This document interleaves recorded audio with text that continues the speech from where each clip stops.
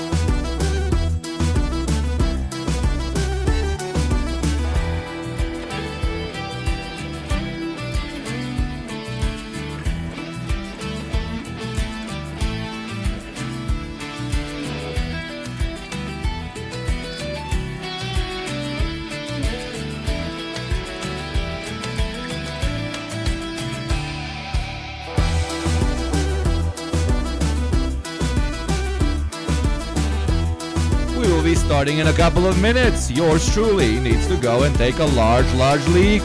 Thank you very much, Grimbullen, for the resub.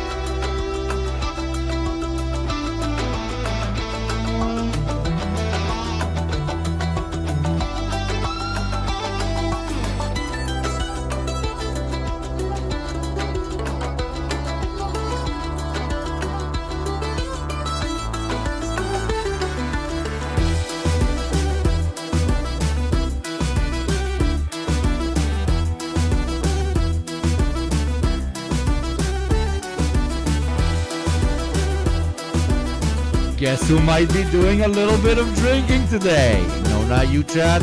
No, not you. But me, myself, and I. I have this incredible ability of making like the most nonsensical sentences ever thought of by man. Not you, chat, but me, myself, and I. I'm very... for a guy who speaks into a microphone for a living, I'm not the biggest rhetorical mastermind. I'll tell you that.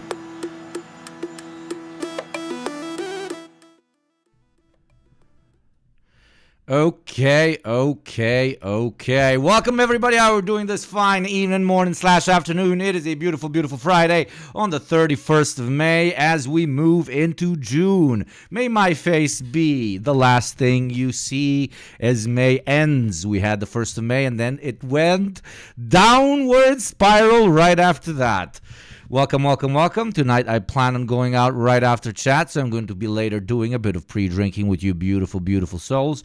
I hope you're all doing well. I hope you're all healthy. I hope you're all safe. I hope you're all doing whatever you can for the good old cause. And by the good old cause, I of course mean consuming Twitch streams.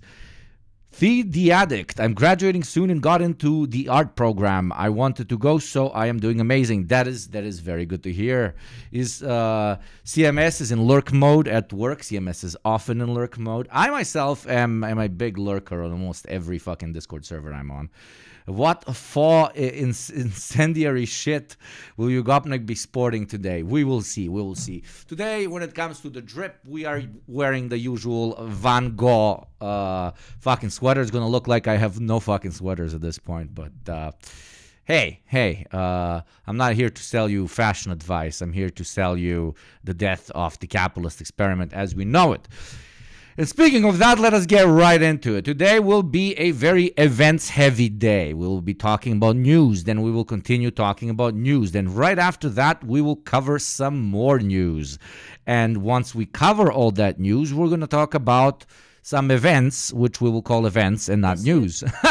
But no, we have interesting topics. We're going to talk about credit cards. We're going to talk about shitty comedians. We're going to talk about the privatization of war. We're going to talk about specifically our favorite president, who I suggest you all should vote for very fervently. And when you vote, you should vote hard. Joe Biden, our great comrade, Marshal Joe Biden. There has never been a more progressive force in the world than our good old boy. We're going to talk about some digital reactionaries, have some fun as well. We're going to talk about Parenti's top moments. I'm a very big fan of our yellow boy, and yes, he is a Caucasian man, therefore I am allowed to call him yellow. Do not shoot me. Thank you.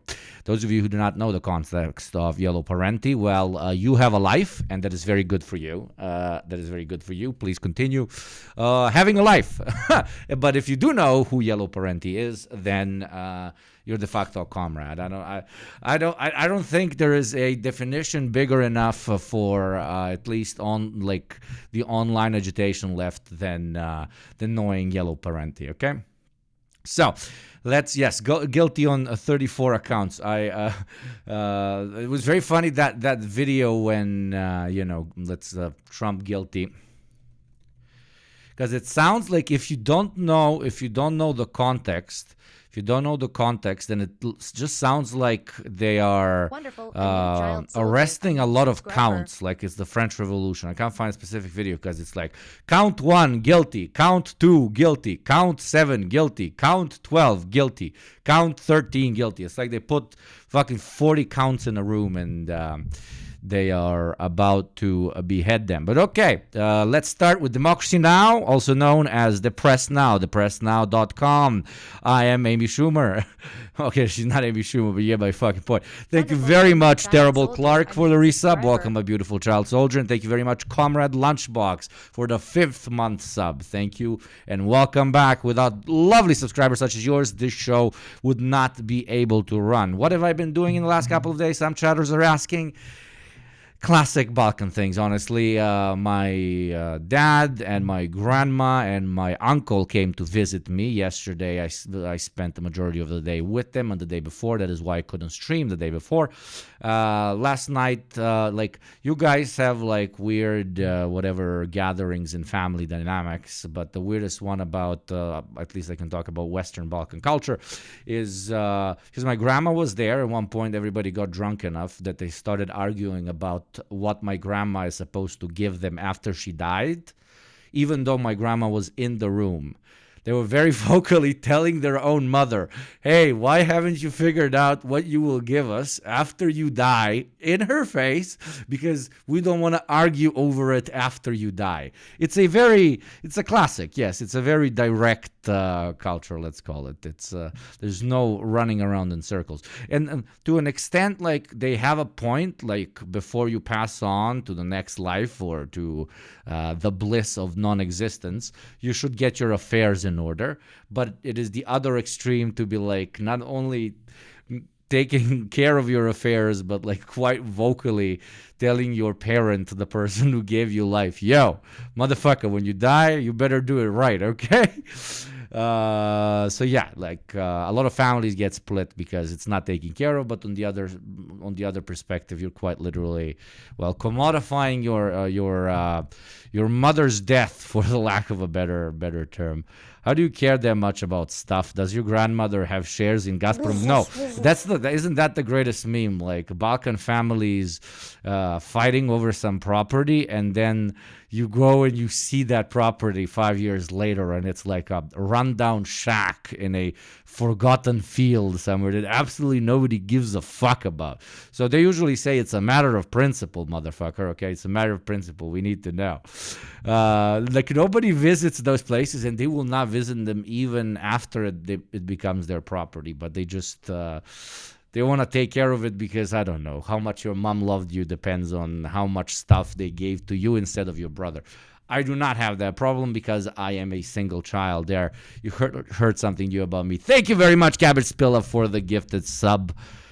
You are building the 15th, in your case, child soldier for the great Gunnar army of Jezreel. So, let it go to waste out of spite, idiots. Yeah, that is true. I've seen it. Dangerolene is obviously a Balkanoid and always has been. Okay, so let's get into the news. Let's cover some shit. Let's scream about cringe. And let us make every headphone wearer's fucking ears explode. Even though the ad has just played, I'm not going to pitch it. I will pitch all the other ads. I've already snoozed all the ads again. Okay, thought Hugo had 3 siblings. They were all commies. No, I mean, I have 2 siblings, JT and Hakeem, even though JT prefers I call him my boss. But okay, boss, whatever. And we're all actually American and live in Texas and work for the FBI. There, the people who aren't subscribers couldn't hear this. But you guys, the real OGs, you know this shit. Okay. Let's get into this with Depression Now with Amy Schumer. News is funded by viewers like you. Please support our work at democracynow.org/give. Welcome to Democracy Now!, democracynow.org, the War and Peace Report. I'm Amy Goodman. Guilty. After 3 weeks of testimony and less than 12 hours of deliberation, a Manhattan jury has found former President Donald Trump guilty on all 34 felony charges of attempting to influence the 2016 presidential election by falsifying business records to cover up a hush money payment. Sentencing has been scheduled for July 11th. Just 4 days ahead. Oh no, not my president. Why are they arresting my president for something that most likely every single president has done in the history of humanity? Oh no. Or are we talking about the 37 counts that they have arrested? That I care about more. Head of the Republican National Convention in Milwaukee. Trump, the presumptive Republican presidential nominee, is the first former U.S. president to be convicted of a felony. The maximum penalty is 4 years in prison, though Judge Juan Merchan could decline to send Trump to prison and instead impose a fine, probation, or supervision. Trump's expected to appeal. They will never put a president in jail, okay? If they ever put a president in jail, ex or current, I will eat... Wonderful. A new I will soldier. eat 5 of my toenails in front of you. There you go. I fucking said it. Thank you very much, MP Duty, for the sub. Welcome, my beautiful child soldier. Spoke to reporters outside the Manhattan courtroom after the verdict was... Still got laid. I would be so mad if I got arrested because of a porn star when everyone else didn't get arrested for slavery, war crimes, etc., etc. Like that's like I harp on this like all the fucking time. Like the majority of the American electorate, including the American establishment, doesn't give a fuck about what you actually do to both your own population and through foreign intervention people throughout the world. They only care about what, chat? Come on, remind me. Optics, exactly, Ufigi, exactly. Just how representable somebody is. So Obama drones a couple of weddings. That's normal. That's what a president gets to do. But Bill Clinton has sex with his secretary. They lose their fucking shit. So, yes, there's a very, very good show right now. I haven't finished it yet, but it is very good. And it talks exactly about this liberal hypocrisy. It's called The Curse. And it is fucking really weird and really fucking good. It's about these this couple that seemingly wants to somehow better like struggling communities by buying up all their shit. And it goes in directions you wouldn't expect, right? This is not a classic horror movie. This is just like a encapsulation. Like, it's a very good fucking show. It's a great encapsulation of a liberal who either lies to himself because they want to appear good, but they're actually a piece of shit, or the second, which I think is a much more meaningful commentary, and that is they want to be good people, but they are they are just ideologically, subconsciously, de facto cannot enter the conversation about money and about class and about privilege, etc., especially monetary privilege. So a liberal can see oppression in absolutely every single category you can think of, except for when they tell them, especially rich liberals, they gotta give up their shit, or that they shouldn't be making money off of already exploited people. And in the case of this show, like the most like downtrodden members of American society, which are both natives and South American immigrants, right? So it's really good because they like seemingly really want to help the community, but they also really want to sell their fucking properties in this community. It's not bad. It's not bad. Okay, now let's go back to the news. Watch the show. Give the show a chance. I am, when it comes to cinematography, I'm very, like, call it fucking posh. Call it like, I like edgy shit. So if you don't like edgy shit, it might not be your thing. You gotta watch with care. But if you do like edgy shit, watch the fucking show. It's very decent. The show just pisses on liberals in general. Announced. This was a disgrace. This was a rigged trial by a... Yeah, the sympathizer. I'm waiting for my fucking girlfriend to catch up to my fucking episode so we can watch it together.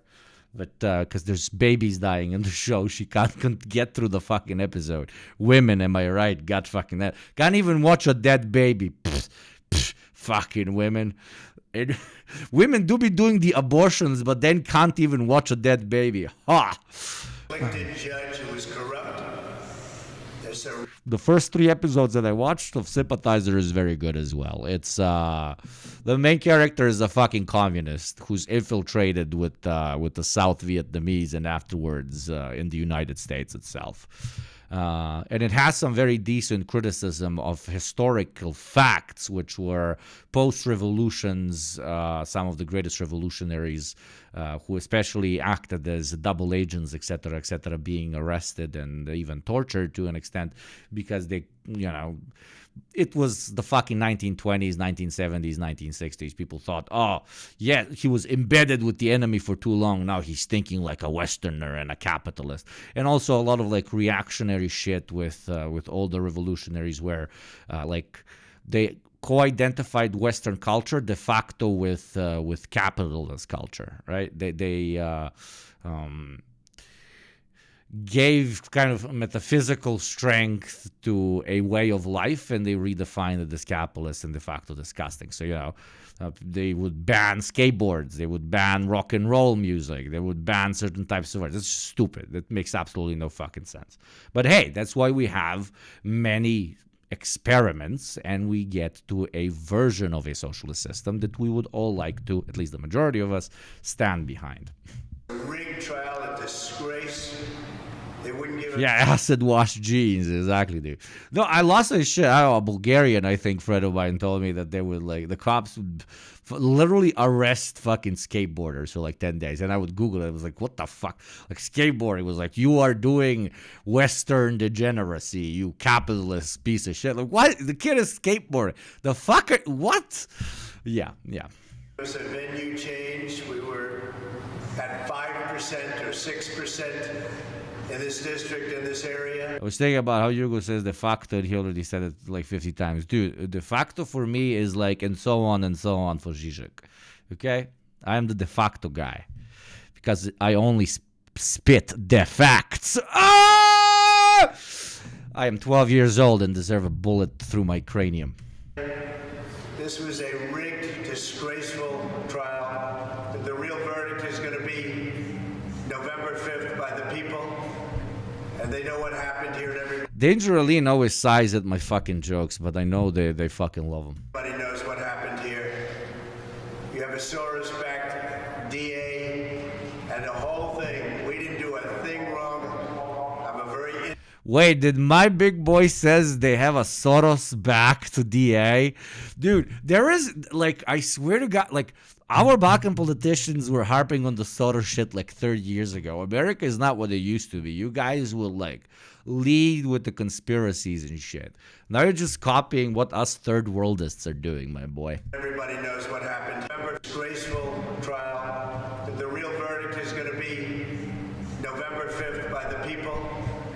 And they know what happened here and everybody knows what happened here. You have a Soros-backed Yeah, DA, I didn't fucking mishear it. the whole thing. Soros backed, baby, dude. That's the biggest cliche, man. My boy Trump. I expected better. Jeez, it's washed out, man. It's washed as fuck out.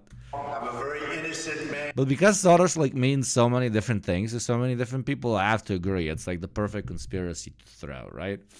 So, depending on which dum-dum hears this, it will be like, the Israelis are attacking him, or the Dems that Soros is paying for is attacking him, or the anti-Semites are like, the Jews are attacking him, or I don't know, the homophobes are like, the gays that Soros supports so much. It's like the perfect umbrella because Soros just means different things to different idiots, basically.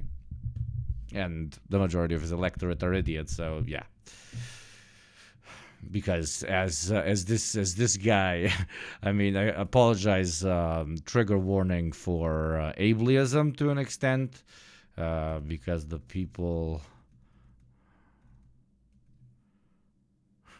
But this is basically it. Because democracy basically means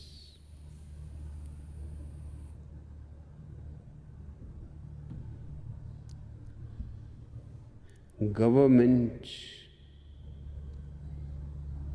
by the people, of the people, for the people. But the people are retarded. I'm sorry for the gentleman's, I guess, ableism, but that's very fucking good. I'm sorry, but it's fucking funny. It's really fucking funny. We'll have more on the... That is why the people must be educated in the class-conscious Marxist dialectic. There, I said the words. Do you feel better about me being a communist LARPer? Great. Historic conviction. What, some haven't seen that? Oh, Lord. Donald Trump after headlines. Israel continues its unabated attacks across... It's a very famous video, man. ...the Gaza Strip. Overnight airstrikes on the Barej refugee camp in central Deir al-Balah killed at least 11 people. Mourners grieve their loved ones at Al-Aqsa Martyrs Hospital. What happened was, we heard that there was a massacre in Barej camp from the Al-Sus family. My daughter was there, and her children. She is their daughter-in-law. The whole house was martyred. The Israelis bombed the house. Her husband, her children, her father-in-law, her mother-in-law, her sisters-in-law were killed. The whole family was killed. My darling, my daughter. Poor me now. I'm being ironic when I say this, but there's I have no more words that I can scream into the microphone when I see shit like this at this point, that I haven't said already again and again and again. So take it from their mouth. A separate attack in Nuseirat camp struck a car carrying a family that had been providing free meals for displaced people. In northern Gaza, Israeli troops say they've retreated from Jabalia after 3 weeks of utter destruction. Displaced Palestinians returned to their homes, which in many cases were no longer standing. I was displaced to the camp on the coast when the occupying forces came to the Jabalia camp. When we heard that they have withdrawn, we came back. When we came back to the Jabalia camp, we were shocked by the scenes of what has happened to it. Destruction. Homes have been completely razed to the ground, and what was not leveled to the ground was burned down, and what was not burned was completely destroyed. Meanwhile, the charity Save the Children says Israeli strikes have killed at least 66 people, including many children, over a period of 4 days this week in areas of Rafah that were designated as safe zones. On Thursday, Hamas said it's ready for a complete agreement, including the exchange of hostages and prisoners, if Israel stops its war immediately. An Israeli negotiator dismissed the proposal as delusional. Israel's far-right finance minister, Bezalel Smotrich, has threatened to turn the occupied West Bank, quote, into ruined cities like in the Gaza Strip. Smotrich, an advocate for illegal Israeli settlements, made the remarks in a social media video Thursday. On Thursday morning, Israeli forces stormed the... You wouldn't be able to make it more official than this. You couldn't you couldn't make it more official than this. What we all know, and that is that this is an ethnic cleansing campaign and a colonization campaign, and that's it. That's literally it. West Bank city of Ramallah in another violent raid, igniting a devastating fire on a vegetable market. Dozens of stores were destroyed by the flames, causing vendors millions in damages as firefighters combated the blaze for hours. Humanitarian groups are condemning an Israeli bill to designate UNRWA as a terrorist organization. Doctors Without Borders called it, quote, an outrageous attack on humanitarian assistance and an act of collective punishment against the Palestinian people, unquote. The group added the bill, which is making its way through the Israeli Knesset, would, quote, amount to a free license to attack UNRWA facilities and its humanitarian personnel, unquote. The UN said this week aid to Gaza had dropped 67% since May 7th as Israel launched its invasion of Rafah. Yeah. When you're trying to ethnically cleanse a particular piece of land, you must cut off access to anything so that these people have no choice but to leave the particular place. And the Israelis are going so hardcore, arguably more hardcore than any army I've heard of in the last at least 50 to 60 years, that they even want to cut off something that is unilaterally agreed upon by everybody from demons to angels, and that is that aid agencies are supposed to operate in any field of war, because we're fucking human beings and that's how it needs to be done. And they don't even want to allow that. They don't even want to allow aid agencies to operate on territories. That they want to suffocate the last vestiges of accessibility to water and nutrition to the domestic population. They want a 100% cutoff. And 99% is not enough, so they have to cut off the 1%, which is aid agencies, a.k.a. UNRWA. Yemen's Houthi movement said joint U.S.-British strikes killed 16 people and injured 40 others in Hodeidah province Thursday. The U.S. acknowledged launching 13 strikes against Houthi targets in Yemen as Houthi fighters have intensified attacks on freight vessels in the Red Sea and Gulf of Aden, including an attack earlier today on the U.S. Eisenhower aircraft carrier. The Houthi movement is vowing to continue its maritime strikes as long as Israel's war on Gaza is ongoing.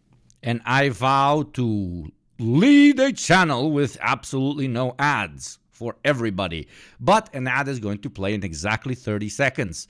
You can join my great campaign against the imperialist ads by becoming a sub, just like Toadletarian just did, or by gifting one to somebody else. Thank you for your consideration. The great campaign against ads will be successful one day. Our anti-ad jihad will be proven correct. Thank you for your consideration. Slovenia has become the latest European nation to recognize Palestinian statehood. The move still needs to be approved by the Slovenian parliament, which is expected in the coming days. A New York nurse launched a hunger strike outside the White House Thursday and is calling on all healthcare providers to oppose U.S. support for Israel. Thank you to the legendary MXG for supporting the great Israelis' fight against the imperialist ads of Twitch. 84th gift sub. MXG is on the road of becoming the OG of OGs. Thank you very much, MXG. It's always a pleasure to have you. Everybody's gotten a fucking gift sub. Say thank you, MXG, and give them a nice little wet kiss. Assault on Gaza. Jennifer Kuning said People's protracted war on ads. in a statement, quote, the immeasurable trauma that children in Gaza are experiencing is horrifying and completely unjustifiable. Children's brains and bodies are fragile and still growing, and they're being starved, bombed, and traumatized beyond belief. At this point, silence is complicity, she said. Earlier this week, 25 U.S. federal law clerks issued a rare public statement condemning, quote, our government's complicity in genocide, unquote. The statement was published anonymously as judges and clerks are forbidden to engage in protest or other political activity. The law clerks wrote, quote, although the rules of the judiciary prevent us from publicly advocating at this time, we write this letter as a small gesture of our love and solidarity, unquote. President Biden's given Ukraine permission to defensively deploy U.S. weapons to strike targets inside Russia close to Ukraine's northeast Kharkiv region. Oh, WW3, here we come, baby. It's heating up, baby. WW3, hello. Ring, ring. Hi, who is it? Oh, Hugo from the future. Oh, what are you doing? Oh, you're streaming from the front. But what side are you fighting on? Oh, you don't want to tell me because nobody's going to listen to me anymore? What, am I fighting for Americans? Oh, wait, Americans still aren't deployed. Okay. But I'm streaming exclusively. I signed a deal with Twitch to stream from the front. Oh, wow. Then I can't wait for World. Oh, you're saying, okay, so wars are good for Twitch streamers, so I should be advocating for them on stream. Okay, great. But you're not going to tell me where I'm actually deployed. Oh, I have food, I have everything. And they have a little, okay, so I'm acting on a set that I'm actually there, but I'm not actually there. Fucking great. Okay, lovely. Yeah, I'll make sure to kill every single chatter that is here right now that heard us. Yes. I have to take out a bank loan for that. Hitman costs a lot of money. But I'm going to be making so much money that I'll be able to pay it off. Okay, great. I'll call my guys now. Okay, thank you. Oh, there you go. That was a call directly from the future of what Twitch streamers will be doing. Thank you very much, MXG, for another gift sub. I will use that money to target you specifically. Thank you, MXG. The change in policy was widely reported Thursday, though the White House has yet to officially comment on the matter. The new directive does not apply to long-range missile strikes inside Russia. Earlier today, Germany confirmed it was allowing Ukraine to use German-supplied weapons in Russia's border area with Ukraine. Vladimir Putin this week warned of serious consequences if weapons provided by NATO members were used in... There you go. Hakim, South African got scared. He's like, oh, I was watching the ad. I didn't hear anything. Thank you very much for the resub. Welcome back, my brother. Inside Russia. This comes as Ukrainian authorities announced at least 4 people were killed, another 16 injured in an overnight Russian attack in a residential area of Kharkiv, Ukraine's second largest city. Large swaths of South Asia continue to grapple. Fucking my beautiful Ukrainian and Russian brothers and sisters. Fucking hell, man. Fucking hell. With a blistering heat wave and soaring temperatures that have reached... But literally, like Azbakan, like been there, done that. Big international socialist projects falls apart. All the domestic states go in different directions when it comes to foreign policy. They have an outreaching perspective towards territories and peoples that they find quote unquote as theirs after the international project fell apart, and then they do a little bit of infighting. But because both Russia and Ukraine are such large states, foreign powers intervene with even greater veracity than they did in our Balkan wars. And we have what we have. Over 125 degrees Fahrenheit. In India, at least 24 people died Thursday of suspected heat stroke in the eastern states of Bihar and Odisha. Meanwhile, depression news now, and here we go, a bit of global warming. So, what do you think, chat? Are we gonna do fake global warming first, which is the enlightened fire of nuclear explosions, or is just like classic, boring, vanilla global warming gonna kill us first? Many residents in Delhi are facing chronic water shortages. Warnings have been acted across India as hospitals are seeing a spike in patients suffering heat-related ailments. This is a doctor in New Delhi. We have got about 6 patients who were critical and they had heat stroke-like symptoms, and 2 patients were having heat exertion symptoms. So some of the patients were drowsy and they needed... Thank you to the legendary Kit Litzo, fucking OG, for the resub. Thank you very much. For the 6-month subs. Oh my God, you fucking big motherfucking dick motherfucker. Thank you. Ventilator, and some of the patients had convulsions also. And one patient came gasping also to the emergency department. CBS News reports the Biden administration's planning to send groups of immigrants from Latin America to Greece. Yanagibashi, my money is on another pandemic coinciding with a non-nuclear World War III. I mean, we already have a non-nuclear World War III. I'm sorry that I have to be the one to tell you. Where larger states are using smaller states as proxies in extending the influence of said original states, right? In Italy as an effort to discourage more people from seeking refuge at the U.S.-Mexico border.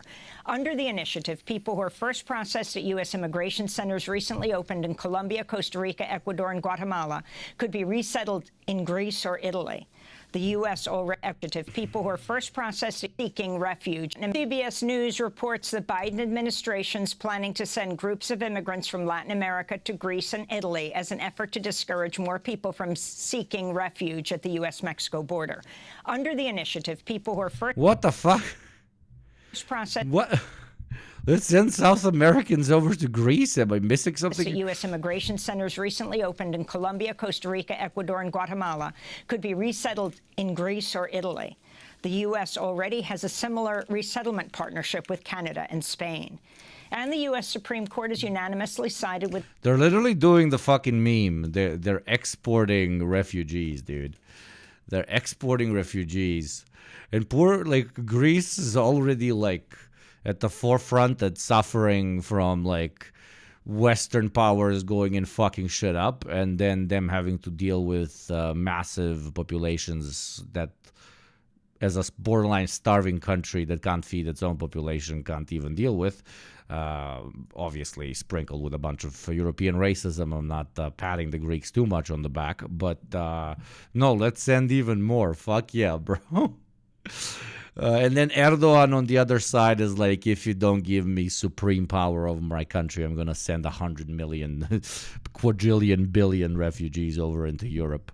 I'm telling you, fucking big walls with miniguns on top of them in a far-right European context, as Americans are flying refugees over to Turkey as our future. The National Rifle Association, paving the way for a First Amendment lawsuit against America. Matteo Fuen, America needs other nations to be more nationalist, and this is Biden's way of doing it. Exactly. I wonder if Italian right-wingers and Greek right-wingers, which are all very often, very much so paid by the Americans, I wonder if they're screaming at the top of their lungs about Americans literally sending over those evil brown people. Probably are surprisingly quiet on that particular topic. Thank you very much to the legendary Avon the Immortal for the resub. 4 months, absolutely. Thank you very much, my friend. A New York State official who encouraged businesses to cut ties with the firearms lobby. Maria Vullo, former superintendent of the New York State Department of Financial Services, had urged banks and insurance companies to stop working with the NRA following the 2018 mass shooting at a high school in Parkland, Florida. And those are some of the headlines. This is Democracy Now!, democracynow.org, the War and Peace Report. Thank you very much, Amy. Our favorite depression news cycle on the planet. Now we're moving to our second favorite depression news cycle on the planet, and that is a guy who has no second thoughts. And I have no second thoughts about playing Second Thought. But whenever I watch him, he does give me a lot of second thoughts about the state of the world, which I accept without any second thoughts. I just did that. Let's watch the video. Please don't fucking shoot me. % grassroots funded operation. If you'd like to help support the channel, get early access to every video, and join the Discord, consider becoming a patron at patreon.com/secondthought.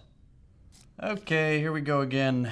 Draconian crackdowns on civil liberties part a lot.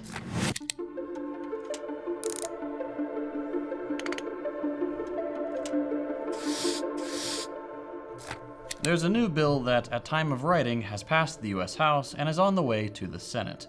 Colloquially referred to as the anti-Semitism bill, you might be tempted to think, oh good, we're finally doing something about hate speech. Well... Kid Little, how there are too many ads and people should subscribe? What? About second thoughts about that. No second thoughts about that, baby. That is not the case. H.R. 6090, or the Anti-Semitism Awareness Act, is once again a Trojan horse piece of Isn't it funny that they call it HR? Because it's such an HR move on the U.S.'s behalf. And for those of you who might not be informed because you have a life or live in a tree, the Americans are basically trying to redefine what anti-Semitism is and to include the dislike of the apartheid colonial regime of Israel as de facto anti-Semitism, which both hurts the incredibly important term, which is anti-Semitism, and gives them more firepower in their fight against people who raise their voice in support of Palestinians. De facto, exactly, it's judo. of legislation whose real intent is to make it illegal to protest the Israeli genocide of the Palestinian people. This is just the latest attempt by our corrupt and morally bankrupt ruling class to maintain the status quo. But that's not all it represents. I'm super rich now because I'm on Twitch, and my vape is no longer like the classic vape. Now look, it has like a light. Look at what it does. Isn't that like the coolest thing that a 13-year-old would consider extremely cool? Look. And I'm smoking like something that should probably land me in jail, because this vape, you know what the taste is? It's fucking cucumber. I'm smoking fucking cucumbers, man. I should just go back to smoking Marlboros, dude, at this fucking point. Let's take a look at the bill. H.R. 6090 will be the first time a concrete definition of anti-Semitism is enshrined in U.S. law. Again, at first blush, that sounds like a good thing. That is, of course, the point. By making the bill nominally about protecting Jewish people, a noble cause, it makes it very hard to criticize the rest of the bill. Here are some specifics. The definition in question is the one agreed upon in 2016 by the International Holocaust Remembrance Alliance, which is a group of 35 member countries, including the US and Israel. Bro, Wow Mao disappointed in you calling your vaping smoking. Probably would be. Wow Mao is me 6 years ago. It's the same fucking person. It is uncanny. It is absolutely uncanny. Wow Mao is me 6 to 7 years ago. It's the same fucking guy. It's the same fucking guy. As a darkly funny side note, their homepage has in big bold letters, "A world without genocide." Anyway, the definition they came up with is pretty comprehensive, and includes some common sense things like, quote, accusing Jewish people of secretly controlling the world's governments is anti-Semitic. Good, that's great. Statements like those are genuinely anti-Semitic, and the people making them are generally acting in bad faith. However, the definition also includes the following. Denying the Jewish people their right to self-determination, e.g. by claiming that the existence of the State of Israel is a racist endeavor, and, quote, drawing comparisons of contemporary Israeli policy to that of the Nazis. Okay, this is where we run into a slight problem, because the State of Israel is a racist endeavor. It has always, since its inception, been explicitly intended as a Jewish ethno-state. The only way they can do that is by getting rid of the Palestinian people who have lived on the land for generations. It's no secret that Israel is a two-tiered society. There are roads and neighborhoods where Arabs cannot walk. There are invasive and humiliating checkpoints only for Arabs. The Israeli leadership routinely dehumanizes the Palestinian people, calling them human animals or children of darkness. Both direct quotes, by the way. None of this is secret knowledge. There have been articles and international legal reviews written for decades about Israel's apartheid policies. It's not like we don't have multiple precedents for these claims either. All we have to do is flip through a book about Rhodesia or apartheid South Africa to see the... It's literally like a ridiculously well understood and accepted notion that Israel is an apartheid state. But what's more interesting in this conversation, my point, is that like the American liberal cares so much exclusively about optics that we needed to figure out a way for the criticism of an apartheid state to be anti-woke. So there were like the old guys who were like, so these kids, they really care about the woke stuff, right? And what's less woke than being anti-Semitic, right? So if we say that, like, hating, like, this apartheid state is, like, anti-Semitic, it's de facto, like, not going to be woke for the kids anymore, right? So they'll be like, man, I can't support this non-woke shit, man. Like, you can really see that they've been harping on this starting from the get-go. Oh, Palestinians hate gay people, and you're gay, how dare you support them, you piece of shit. Oh, Palestinians, like, put women in cannons and shoot them at Jewish women. How dare you, a woman, support Palestinians? Oh, Muslims are de facto extremely socially conservative, so how do you support them, you liberal? And then says homophobic F-slur, etc., etc. This has been a common policy and an attempt to paint the Palestinians as quite literally not woke enough to support, which is an insane, like, thing to even come out of my mouth. But remember, these are 170-year-old fucking policymakers we're talking about here, including people in AIPAC who, like, still do propaganda like as if young people are toddlers, yeah? Speaking of toddlers, in exactly 2 minutes and 30 seconds, ads are about to make you feel like a toddler because they will be selling you things you do not want and you do not need. Instead, you can skip those ads, have an adless experience, and support the show where I don't talk to you as a toddler, but I talk to you as a fucking unhinged chatter, which you are. Look me in the eyes right now. For only $5 a month of a free through Prime, consider becoming one or gifting one. Thank you for your consideration. Ads are actually bad. The very clear similarities. So including Ad will play in 1 minute and 50 seconds if I didn't say so. Including in federal legislation a ban on calling Israel what it is, a racist apartheid regime, is absurd. Then there's that other part, not being allowed to compare Israel's actions to those of the Nazis. Again, this is kind of a problem, because no other regime on Earth shares as many similarities with Nazi Germany as Israel does. And that's not me being hyperbolic, it's objective fact.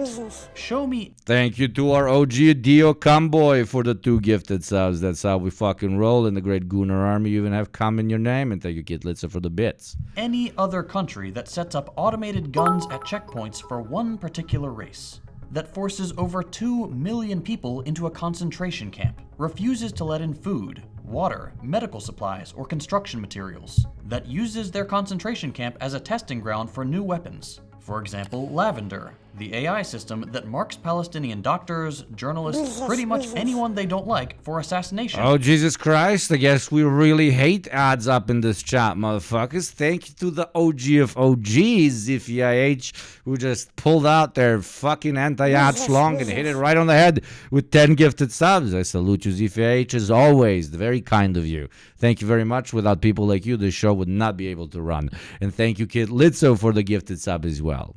Big G's up in here, man. Ain't no ads in the I think this is like the by percentage versus how many people actually watch the most like subbed show on the planet. There's not a lot of us, but I feel like 80% of viewers are subs, which is insane. So thank you very much. Again, thanks to you, I get to smoke very fancy cucumber vapes and continue to speak ill of the Zionist dogs. Then waits for them to arrive home, then sends a drone to blow up their entire family. Show me a regime that speaks so openly about exterminating the subhumans, about building a glorious future for the chosen people. Show me a regime with such callous disregard for international law and basic human decency. Israel has destroyed every hospital. I mean, no, literally, like, wait, draw. Can I draw? Quick, draw. No, draw online. Auto draw. Okay, so we have, let's say we have, we are a holy people better than everybody else. Okay, how do I do this? Okay, let's do this. Here we have Nazis. Okay, here we have, Nazis. Here we have Zionists. Okay? Right, okay.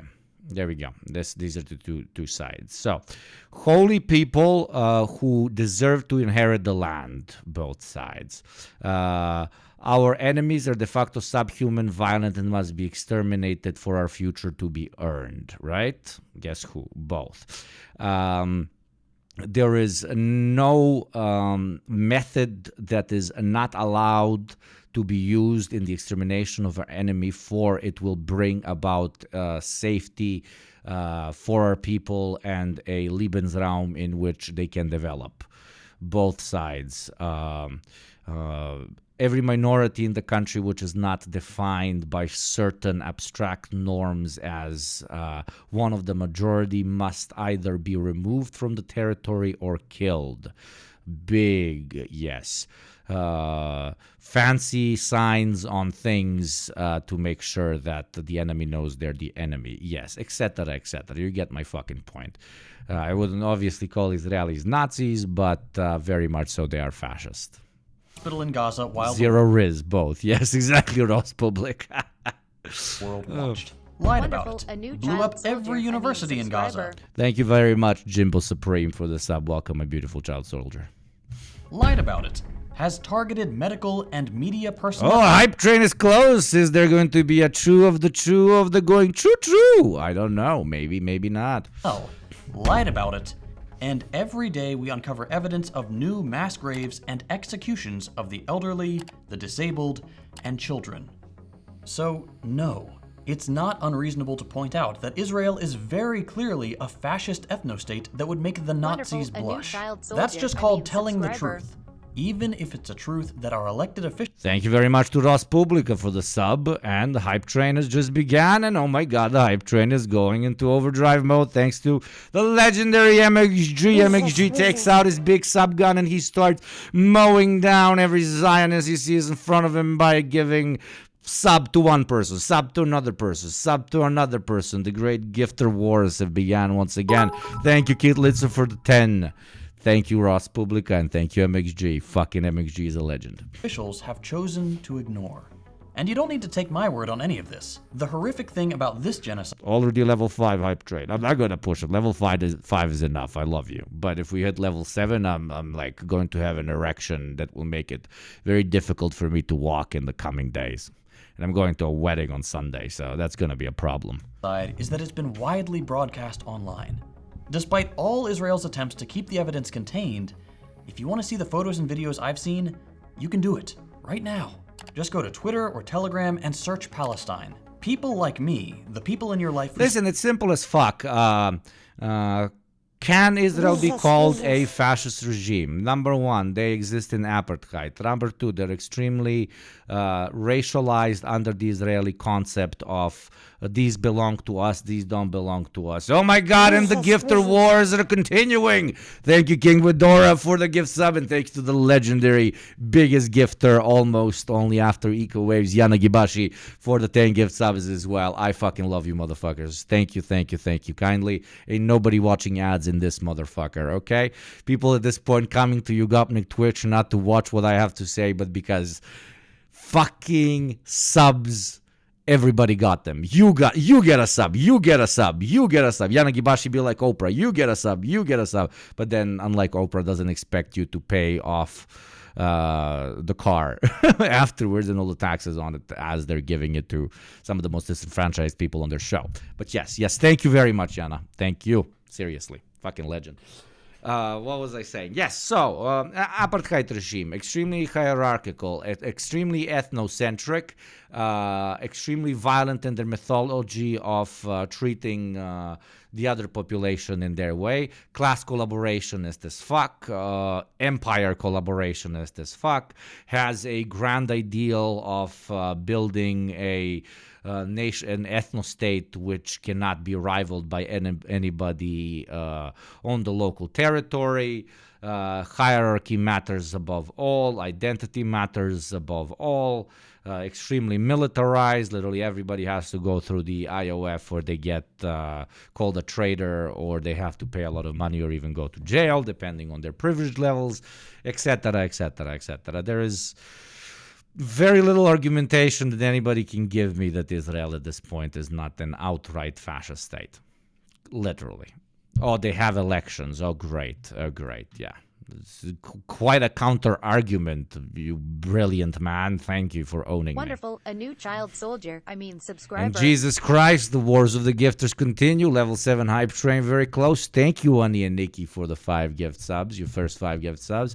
Welcome to the community, and thank you very much. Everybody Wonderful. say thank you to Ani and I mean, Nikki for the subscriber. gifts that you received. Also to Yana Gibashi and King Widora. Thank you, thank you, thank you.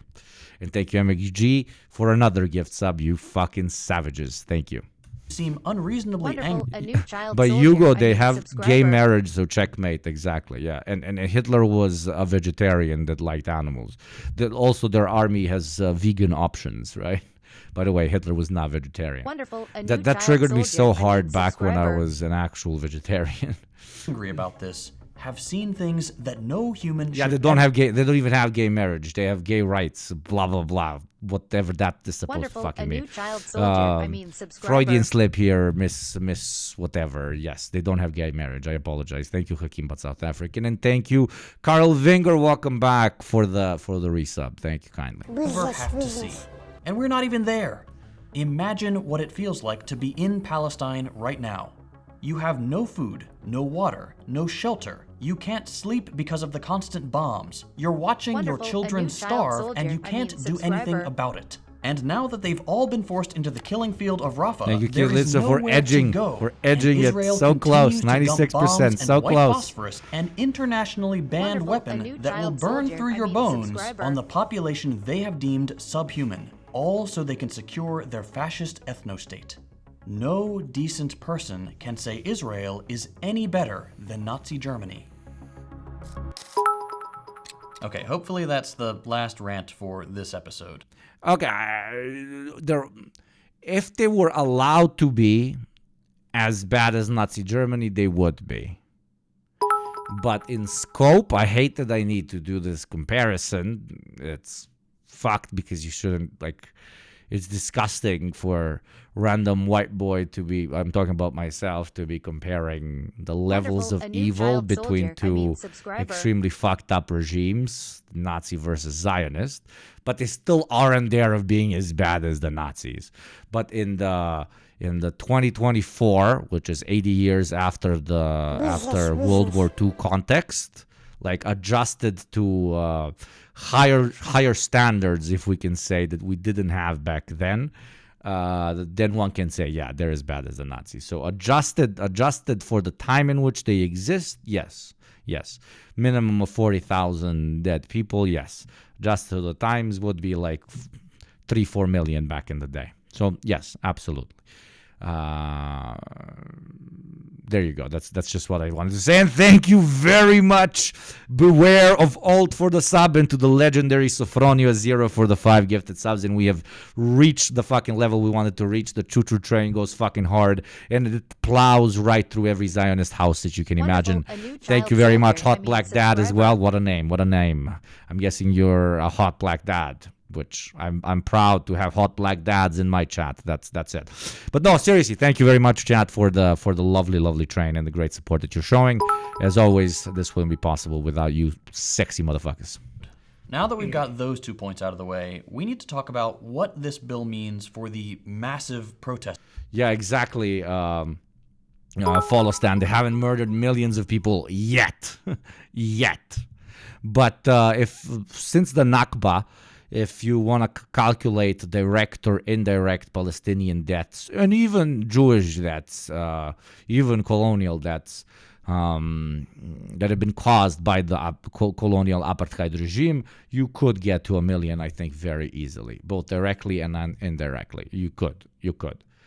Which, again, I feel disgusting even like doing these calculations. And thank you very much to Anonymous for the 5 gifted subs. You guys are going crazy. And Jocula for the gifted subs. And Ufigi for the gifted subs. But because Anonymous is giving us A new money, child which soldier. directly means subscriber. what? That means that Xi Jinping himself is paying for me to spill anti-Zionist propaganda. We must salute him and salute him proud. We have not done this in a while. So everybody say thank you to Jocula. Thank you for the 5 gift subs. To Ufigi. And especially Wonderful. A Xi new child Jinping Jinping. Thank you, Soldier. Xi Jinping. Subscriber. And thank you especially to Jocula, because according to the name, they're from the Balkans, and 5 gift subs is like crazy money for these poor schmucks.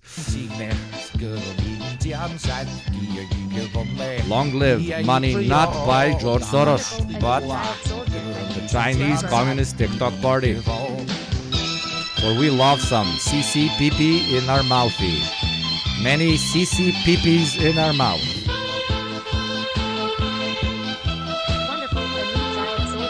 People new to this community might be confused about what is going on. Other chatters, please explain. Thank you for all the lovely CCPPs, and thank you to Xi Jinping for the 5 gifted subs. Movement in the United States.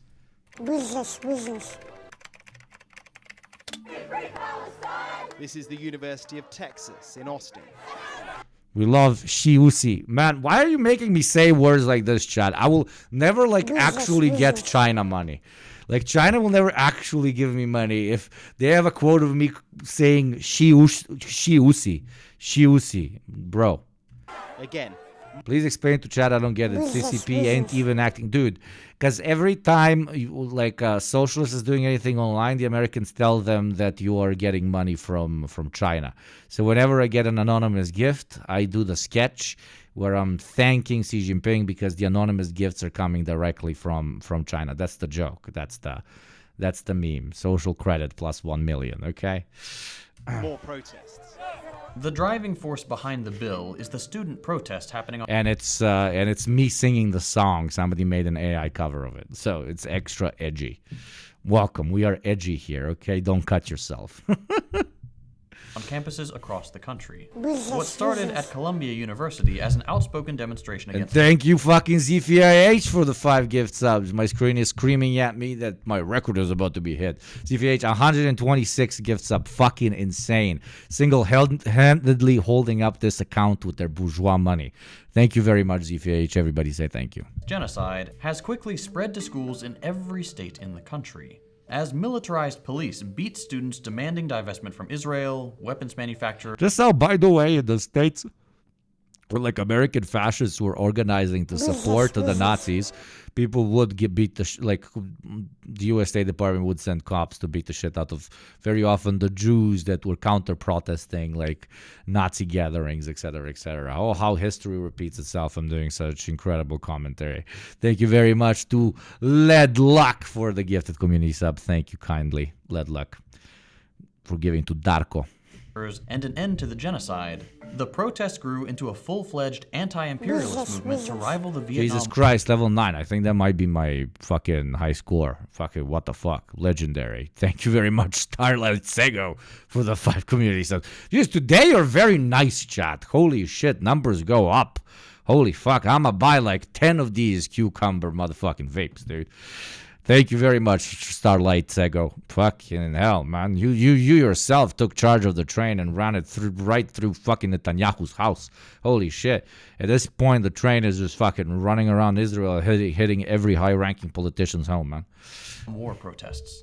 This student movement has become a cultural schism. On one side, we see young people of all races, creeds, and backgrounds uniting with principled university staff, human rights workers. Toasty Android chat is running a train on Bibi. In a sexual way, I don't think anybody would want that ever. I don't think anybody would want to touch that creature, fucking demon Satan. But yeah. Journalists, historians, and normal, decent people to demand an end to the most obvious genocide in modern history. And rising up against them, we see violent police, frat boys, Zionist agitators, weapons manufacturers, corrupt university officials, and... Hey, not all frat boys. Oi, not all frat boys. Oi, JT, what is this anti-frat boy fucking hatred? Not all frat boys. Politicians... What's an American flag alternative to the thin blue line that I can wear in support of frat boys that I can put as a sticker on my car, man?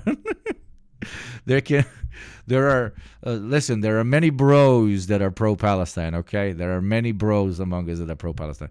Sorry, like for some reason I always identify frat boys with just bros, classic bros, because I'm a fucking bro, okay? Frat lives matter, mashallah, mashallah. Thank you, Keith Litson, for the 5 bits. Bought by the pro-Israel lobby. Thin beer line. That's great, Yana. That is so fucking good. And thank you to the legendary Dr. Sleepy Fist for 5 gifts. Man, you guys are very nice today. I'm gonna be fucking swimming in cucumber vapes for the 6 gift subs. Thank you very much. Subscriber. And Ani Nikki and Dr. Sleepy again for the subs. Thank you, fucking legends. There's good. You see, people are coming out in support for the thin beer line. Frat boys' lives matter, man. Child soldier. Subscriber. Dude, I Show Speed is pro-Palestine. There you go. And there's nobody that's a bigger fucking classic bro than that dude. News and bad news in this mini civil war.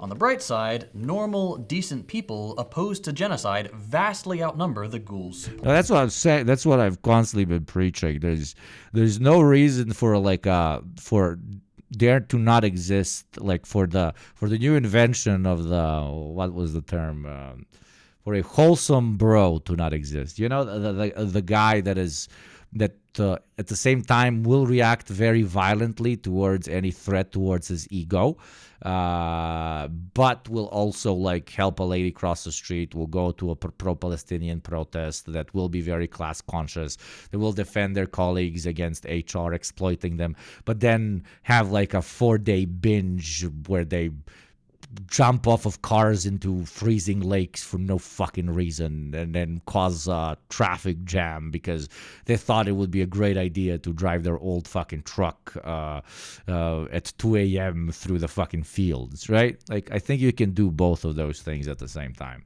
Okay, be a classic toxic bro, but only towards other toxic bros that kind of sign up for it. Leave everybody else out of it. Like woke bros, bro. Supporting it. On the other hand, at me next time, bro. Exactly. That's you. I fucking do it, bro. I fucking feel the shit in the fucking energy, man. The minority, the increasingly fascist U.S. government, and their unholy merger of state and corporate power are the ones. Of course, yeah. Now you're shooting. Why do you have to say anarchy max except the sexual assault? Of course, except no say. Why do Americans think that bro behavior is fucking doing the R word? Like, I don't know.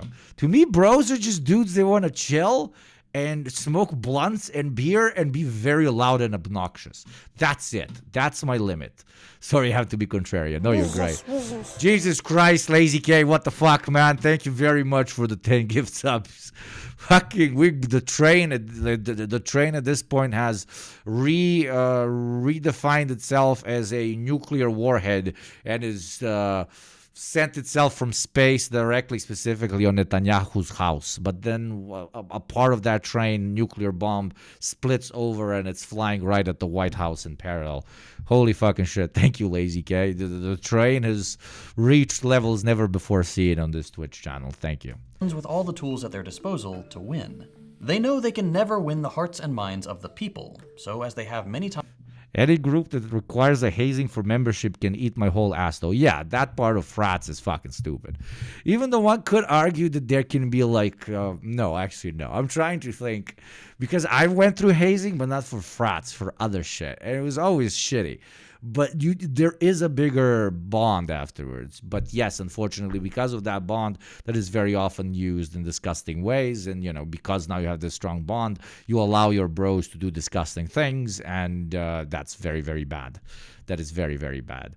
But like the mild type of hazing of like constantly being toxic to your friend and like calling his outfit extremely shitty or his jokes sucking, that to me at least, call me, I mean, I'm probably wrong, I'm being toxic about this, borderline reactionary, I don't care, is like a higher level of friendship than just normal friends. Like when you see your classic friends, they will be like, oh man, you look so beautiful. Oh, how is life? Oh, I'm so happy for you. But like a friend that's known you for a fucking decade, that knows how your shit smells.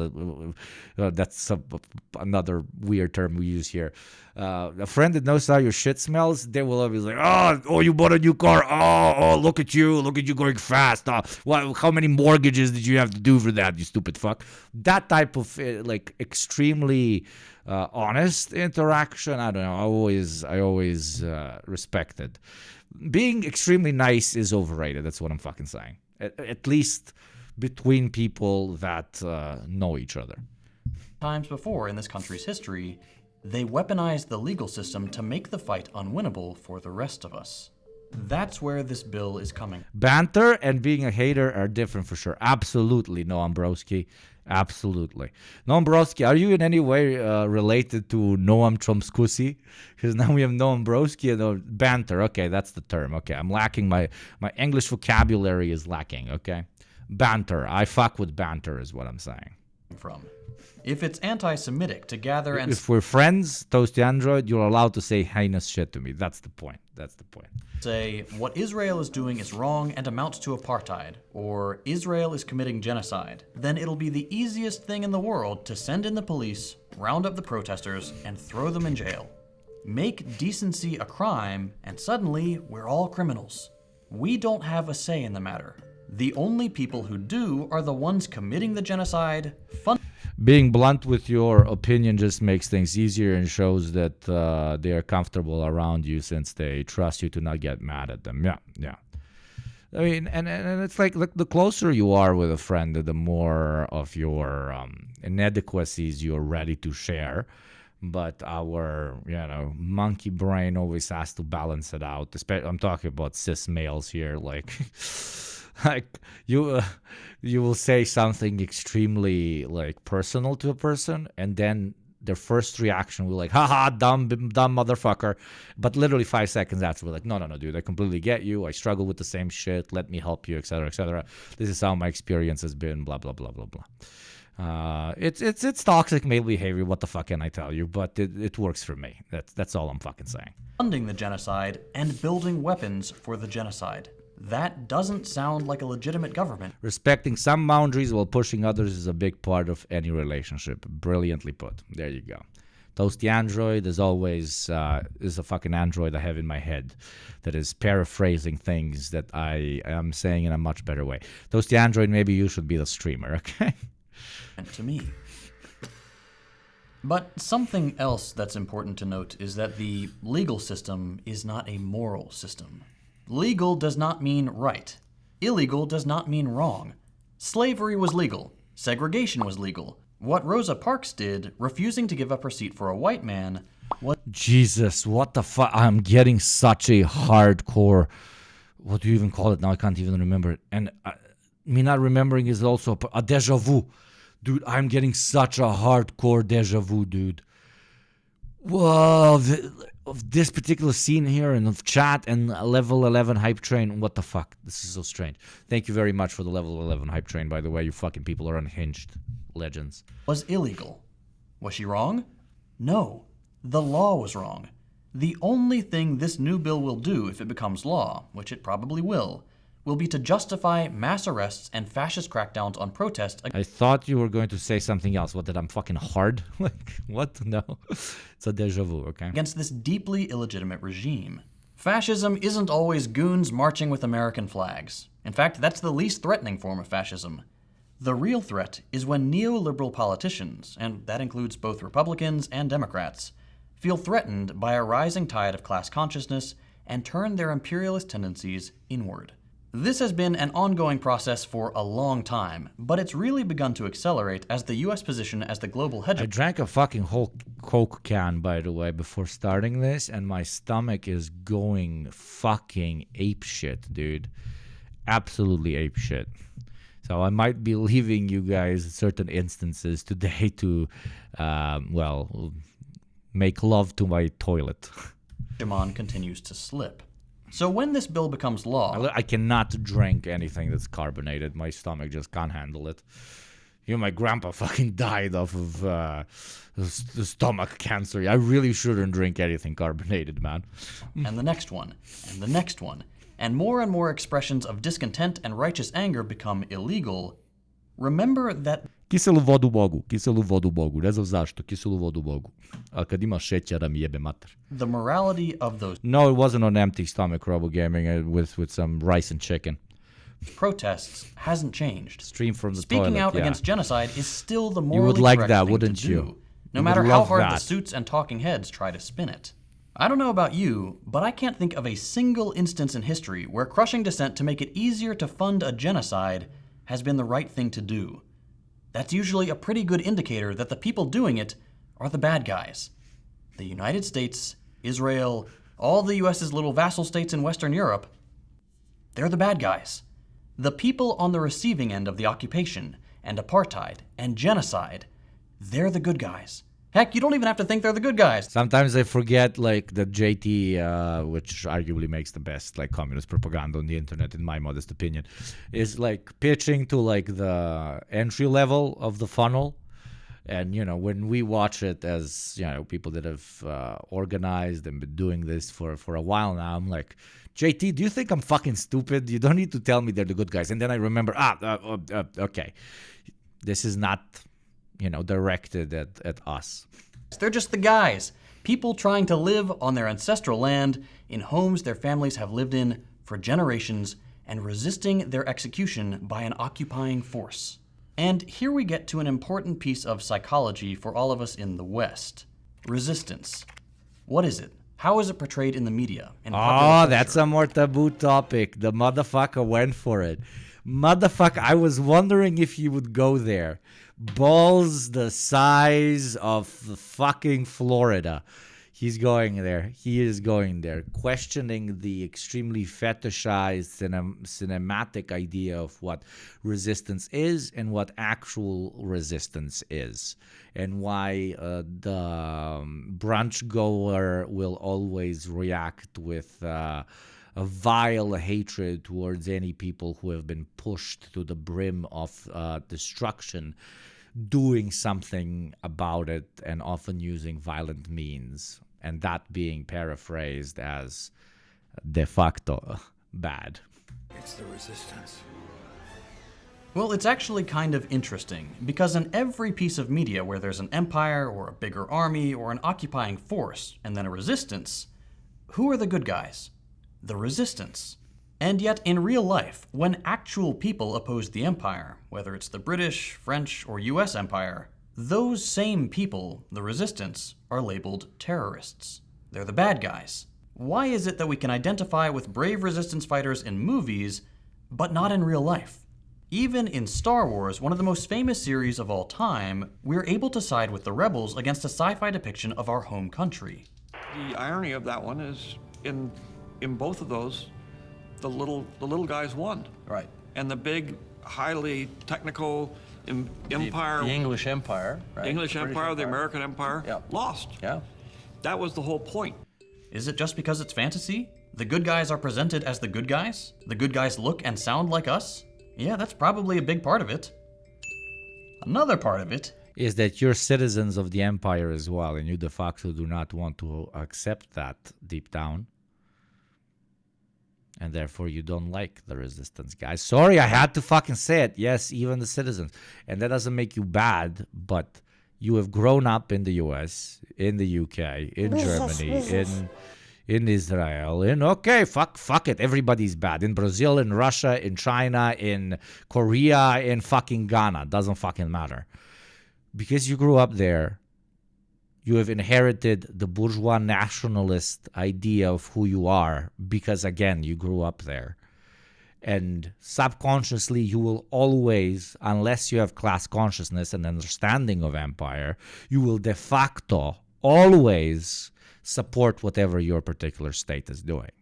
Dude, you went through fucking 12 years of education, brainwashing program to tell you that this is the only thing that you need that you're allowed to believe. Okay, it's normal for you to very intensely react to. It's not normal. It's understandable that you will very intensely react to anybody who opposes whatever policy or particular country has. But that's where, analysis, systematic view of the world, and not being up your fucking ass comes into question. And your identity of being American, Russian, Chinese, Brazilian, Ghanaian, or whatever takes a lower position below, I don't know, being a decent fucking human being. So yeah, it's okay for you to admit that you're a citizen of empire and that you've been brainwashed into loving empire, but it only becomes okay once you relinquish yourself of that part of your identity. Not fully. You don't have to hate yourself for being American, Russian, Chinese, Ghanaian, or fucking French. Maybe with French a little bit. But you can push that piece of your identity a bit below certain, I don't know, little things like supporting mass murder and imperialism. I don't know. I don't think this is very radical. Thank you very much to the legendary and biggest OG of biggest OGs, EcoWaves, for the 6 gift subs. 200 gift subs at this point. Jesus, I need to put you in a fucking timeout, EcoWaves. I need to put you in a timeout. 200 gift subs in the last 4 months. Fucking legend. Fucking big G. Thank you very much, EcoWaves. Everybody say thank you, EcoWaves, or I will spank you. And not in a fun way, okay? Is good old white supremacy and American exceptionalism. For the entire existence of the United States and the entire colonial period of the Western empires, white people would show up in some exotic... Okay, that's just shit on like big countries. Again, that's why I randomly mentioned smaller ones. I went through the educational program of one particular Balkan country. And even after, quote unquote, achieving class consciousness, it took me like 2-3 years to be able to say, hey, my country did pretty fucked up shit during the Yugoslav wars. Like, it's difficult. It's not easy. Don't feel bad that your de facto, again, I said it, I'm sorry, reaction is to support it. I mean, you've been brainwashed into supporting it for your whole life. This is not something that you can root out easily. It's as hard as understanding that, your parents also kind of suck. They're kind of pieces of shit, too. But that's the part of growing up. Understanding that your country, sometimes that your ideology, we as Marxists, we have to understand that people under our banner that we should call Marxists have done some pretty unhinged, disgusting fucking shit that makes no fucking sense. Your parents did it and your state did it. And once you fully engage with truth, yes, you will lose the bliss that comes with ignorance. But bliss is fucking overrated. Thank you very much, Nora129, for the resub. Welcome back, beautiful. Land, butcher and subjugate the people, and would somehow convince everyone back home that anyone who resisted these invaders were terrorists. It's the oldest trick in the imperialist book. It is exactly the same with Israel and Palestine. A Western civilizing force can do unspeakable evil, but as long as the people they're murdering are brown or don't conform to whatever arbitrary Western sensibilities of the time, it is all perfectly justified. But it's not justified. It can never be justified. The people being exterminated. Kid Lizzo, thank you for the bits. How did you know I'm struggling with that right now? Yeah, everybody's struggling with that. Doesn't even have to be your ethnic or national identity. And you should struggle that no matter what country you're from, okay? There's not a single place on planet Earth that hasn't done fucking disgusting things. But by knowing the bad parts about your loved one, about your country, about your culture, about your religion, fuck you, yes, about everything, that is how you can engage with it more fully, how you can enjoy it more fully, how you can truly understand it as it is, not some fictional idea of what it was. That's called genuinely being quote unquote Wonderful. a patriot, being soldier. a great kid or a great parent or whatever, or a great follower of a particular religious doctrine. Don't going through life by just picking and choosing all the nice shit is being blind as shit, period. Thank you very much, EcoWaves, for another gifted sub, fucking legend. By Western, except DPRK in Greenland, we salute. Chatters are fucking legends. Imperialism have every right to resist that. It's really tough though sometimes, but I found it to be really liberating. It is, Kid Lit, so yeah, it is. Again, ignorance is bliss, but bliss is so fucking overrated. So fucking overrated. MXG, literally just taking the easy way out. Yep.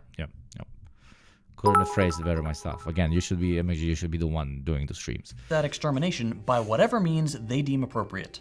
It is their land, their life, their self-determination. We can either stand with the resistance against imperialism wherever it exists in the world, or we can side with fascism. And you know what? Plenty of our friends and family will side with fascism and not even know it. Here's an example. Okay. Yeah, because you don't know you're siding with fascism when you're not. When you are, very often. For most people. When it's... There is no such thing as naturally normal behavior, naturally normal social organizational structures, natural way of living. We stopped being natural the second we made fucking fire by ourselves, okay? That's gone. Depending on the norms in which you have grown up in, which deeply depend on the material conditions and the economic system in which they develop, you will either be Mickey or Johnny or Bob or whatever. And Mickey, Johnny, and Bob are very different people, but to them, their lifestyle is what they for themselves not only deem, like actively deem as normal, but truly only know as normal. And the first step is questioning, hey, do I believe these things only because I've always been told to believe these things, or is it something that I actually actively believe in? And funny enough, the only way for you to know whether you actually believe in something is after you question it. Because before questioning it, then it's just a given. Like you just, everybody's like, I am going to be such a rebel against my parents, and then everybody becomes their parents. Everybody's like, oh, I don't want to live a typical life, and then they just go ahead and they live a typical life. America's so fucked up back when they did what they did to Vietnam, and they're like, yeah, hoorah, I support Israel. Šta? Koji kurac? Yeah. You can only truly know yourself by questioning what it is you are. The amount of annoying videos I see on a daily basis, the pro-Palestine people are actually worse than the BLM people were, which I didn't even know that was possible. Whatever you think you're doing for your cause, you're hurting it 1,000,000 times more. And if you're so fond of a place, I suggest you leave America and you go there and you fight. Here is a woman who's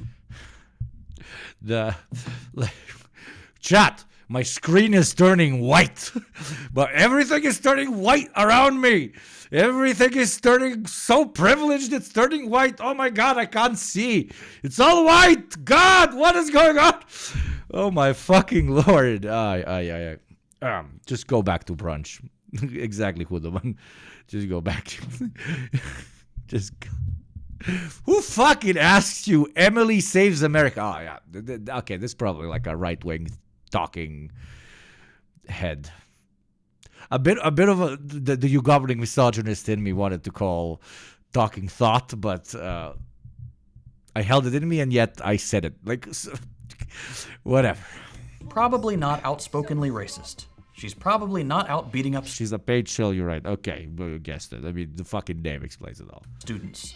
She's just so aggrieved that she can't get her coffee that she's supporting a genocide. That's how cultural fascism works. We need to accept the fact that a whole lot of Americans and Western Europeans are going to applaud these crackdowns on civil liberties. But these people aren't the main problem, as we saw earlier. The capitalist system and those in power are the problem. But why are they doing it? They must know we all hate them, Danger right? Aline always giving me shit. You said it without taking responsibility for it. Good job. Yeah. I mean, I took responsibility for it. It's a misogyny stupid thing, and only because she's a woman, I want to call her that. But yeah, I suck. Of course they do. They just don't care. There you go. A new thing for me to question in my self-identity. There you go. That's how we grow. They have the power. We don't. Supposedly. This isn't something they're even really invested in. You know Joe Biden is sitting in the Oval Office thinking, come on, man, this genocide's been going on for 80 years. Why did it have to blow up during my term? This is the mindset of Literally. every single U.S. president. And then he forgot and he shat his pants. And then they had to reinforce him. Sir, the Israelis mass murdering the Palestinians. What? Whoa, when did that happen? And then he gives his speech, and then the next morning he's like, I am president. Today will be a good day. Sir, you got to talk about the Gaza stuff again. What is happening in Gaza? Well, they're mass murdering. Oh, shit, what the fuck? Why? Imagine that fucking PR staffer in the White House needing to remind him of the 700 things that are happening globally absolutely every fucking morning. Thank you to the legendary Kev Dog Marxist for the gifted sub. Thank you very much, my friend. They do not care about the people of Palestine or the Israeli occupiers. They care about maintaining an unsinkable aircraft carrier in the Middle East. Israel is an incredibly valuable asset. A wild card willing to threaten nuclear war to keep the region destabilized is exactly what the US wants. We can station troops there. The IDF can and does train our cops. And in exchange, Israel dumps huge sums of money to the tune of some $100 million this cycle into funding politicians from both parties. It comes down to money and the maintenance of empire. That's the government side of things. Then there's the corporate side. Whereas the... And I've always, I don't know, I've always been thinking this. 100 million is not a lot of money. And when you see the sums that AIPAC is giving, that's not like mind-boggling money. Like, the sums I expect when you're bribing the heads of state of the most powerful empire that the planet has ever seen, 100 million sounds like a fucking meme. Like fucking paper money. Like, the fuck? That's like chuck change. I've always, again, the reason I'm mentioning is that, like, I'm surprised how cheap they are. Like, how cheap the expansion of empire, mass murder, the military-industrial complex expanding, etc., etc. How, like, you can get it for cheap. Like, the politicians are ready to swallow it, to sell their souls. Like, dude, at least get, like, 50 billion. Okay? If I was buying, I'm like, I'm selling my soul, and I'm about to die. 50 billion is what is my asking price, motherfucker. So yeah, it's obviously this is the money that is being given over the table, under the table. We're talking about a lot more money. But again, like 100 million is what was the term? Chuck change. Thank you, EcoWaste, for the 420 bits. I've never been given 420 bits. Let's vape up this let's smoke up this cucumber. Yeah, there are politicians that sell themselves for like 5K. Like, motherfucking politicians selling themselves for 5K. Dude, just make a fucking podcast, man.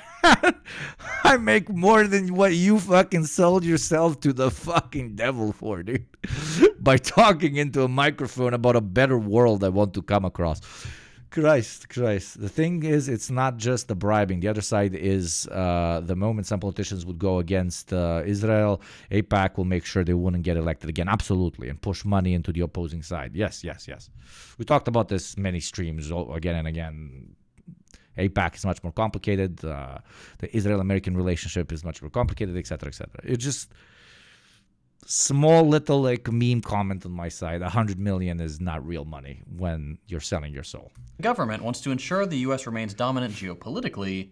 Corporations want to make sure the U.S. remains dominant economically. Nor 1 to 9, it's because they are not real rulers, lol. They are just enforcers of billionaires. Exactamundo. Thank you, Fry My Oats, very much. But, you know, they are enforcers of billionaires, and then the billionaires don't even give them that much money for them to enforce their shit.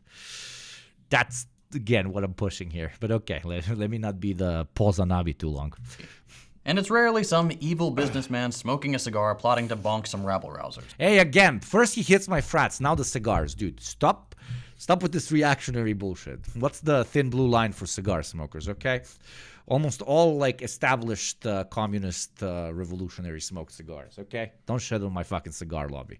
You know how much I'm getting paid by Cohiba every day for streaming this shit? Dude, I would wear a Cohiba t-shirt, like, every fucking morning, especially, like, the original Havana ones. Anybody from Cuba, hit me up, man. Hit me up. You don't even have to pay me in money. Pay me in cigars, dude. Like, literally. Although that does happen. It's usually just people who literally cannot think beyond the bottom line. They are Thin blue lung. Somebody who obviously has never smoked cigars. You do not inhale them, you fucking child. so conditioned by capitalism that their entire worldview is dollars and cents. Here's one especially funny example from the Washington Post, talking about the student protesters.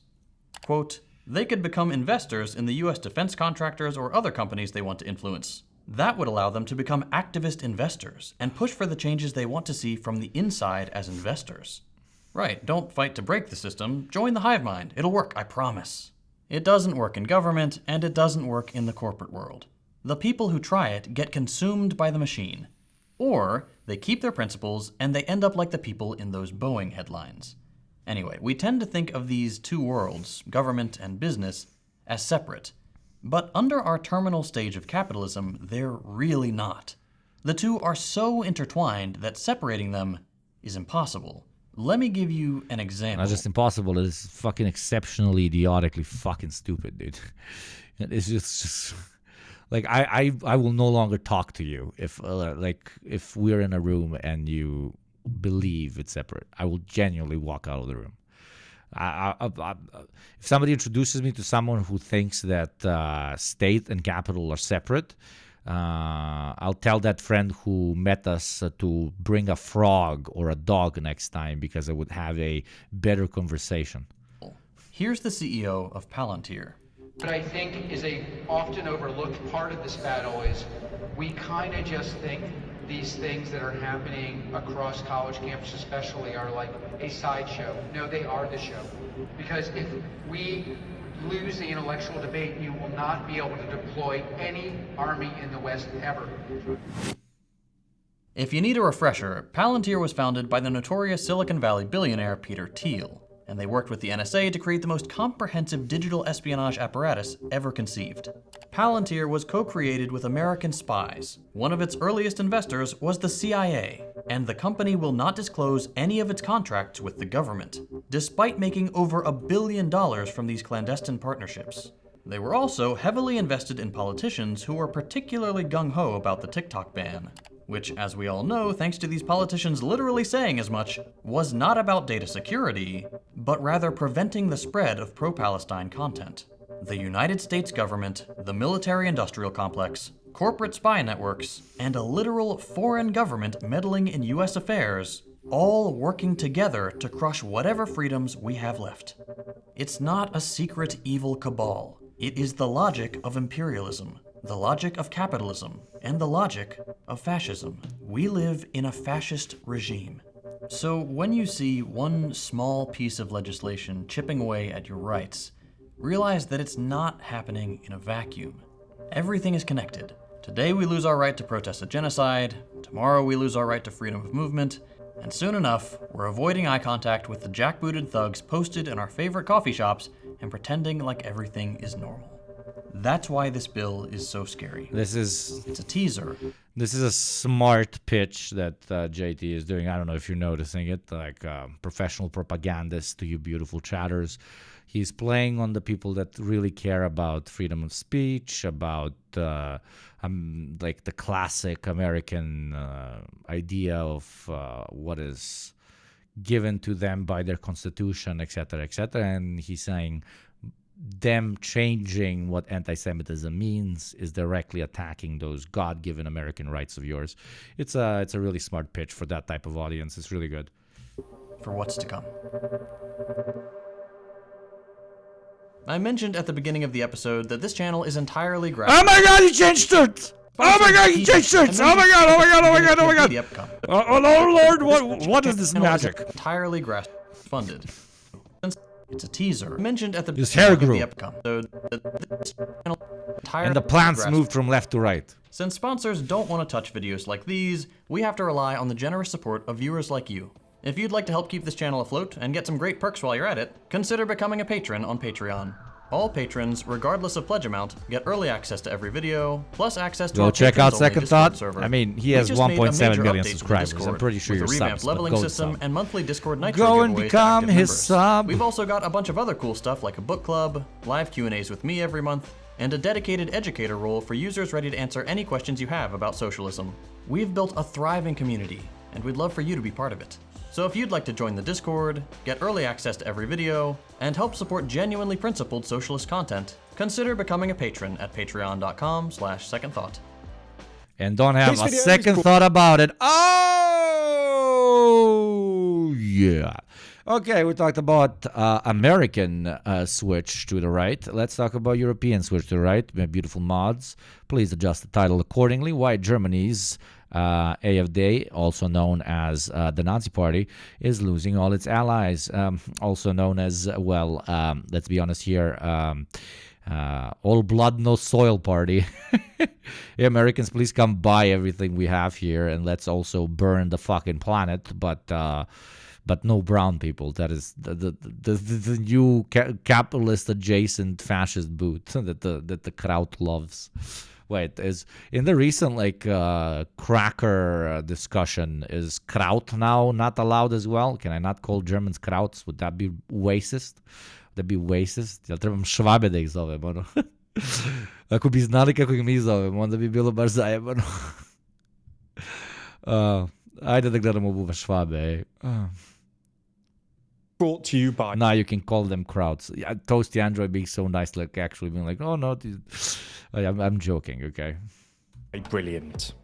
Today, Europe's far-right parliamentary group... By the way, I don't watch any fucking Deutsche Welle anymore because they flag everything, dude. Like, they were the best thing to get info in Germany from, but they copyright shit even when you react to it. It's such German behavior. Such Schwabe behavior. I call them Schwabs. Or is that exist in other cultures as well? Because we have Schwabe. Group kicks out. Which literally is like a borderline, like this is a Buba Schwaba. Buba Schwaba. Like, this is a Buba Schwaba. This is the main term. Sorry, some of you might be eating. That was the main term we have for crowds. Yes, in Poland as well. We call them Schwabs in my country. Oh my God, chat is so fucking international. Oh, I love that we're bonding over our hateful terms for Germans.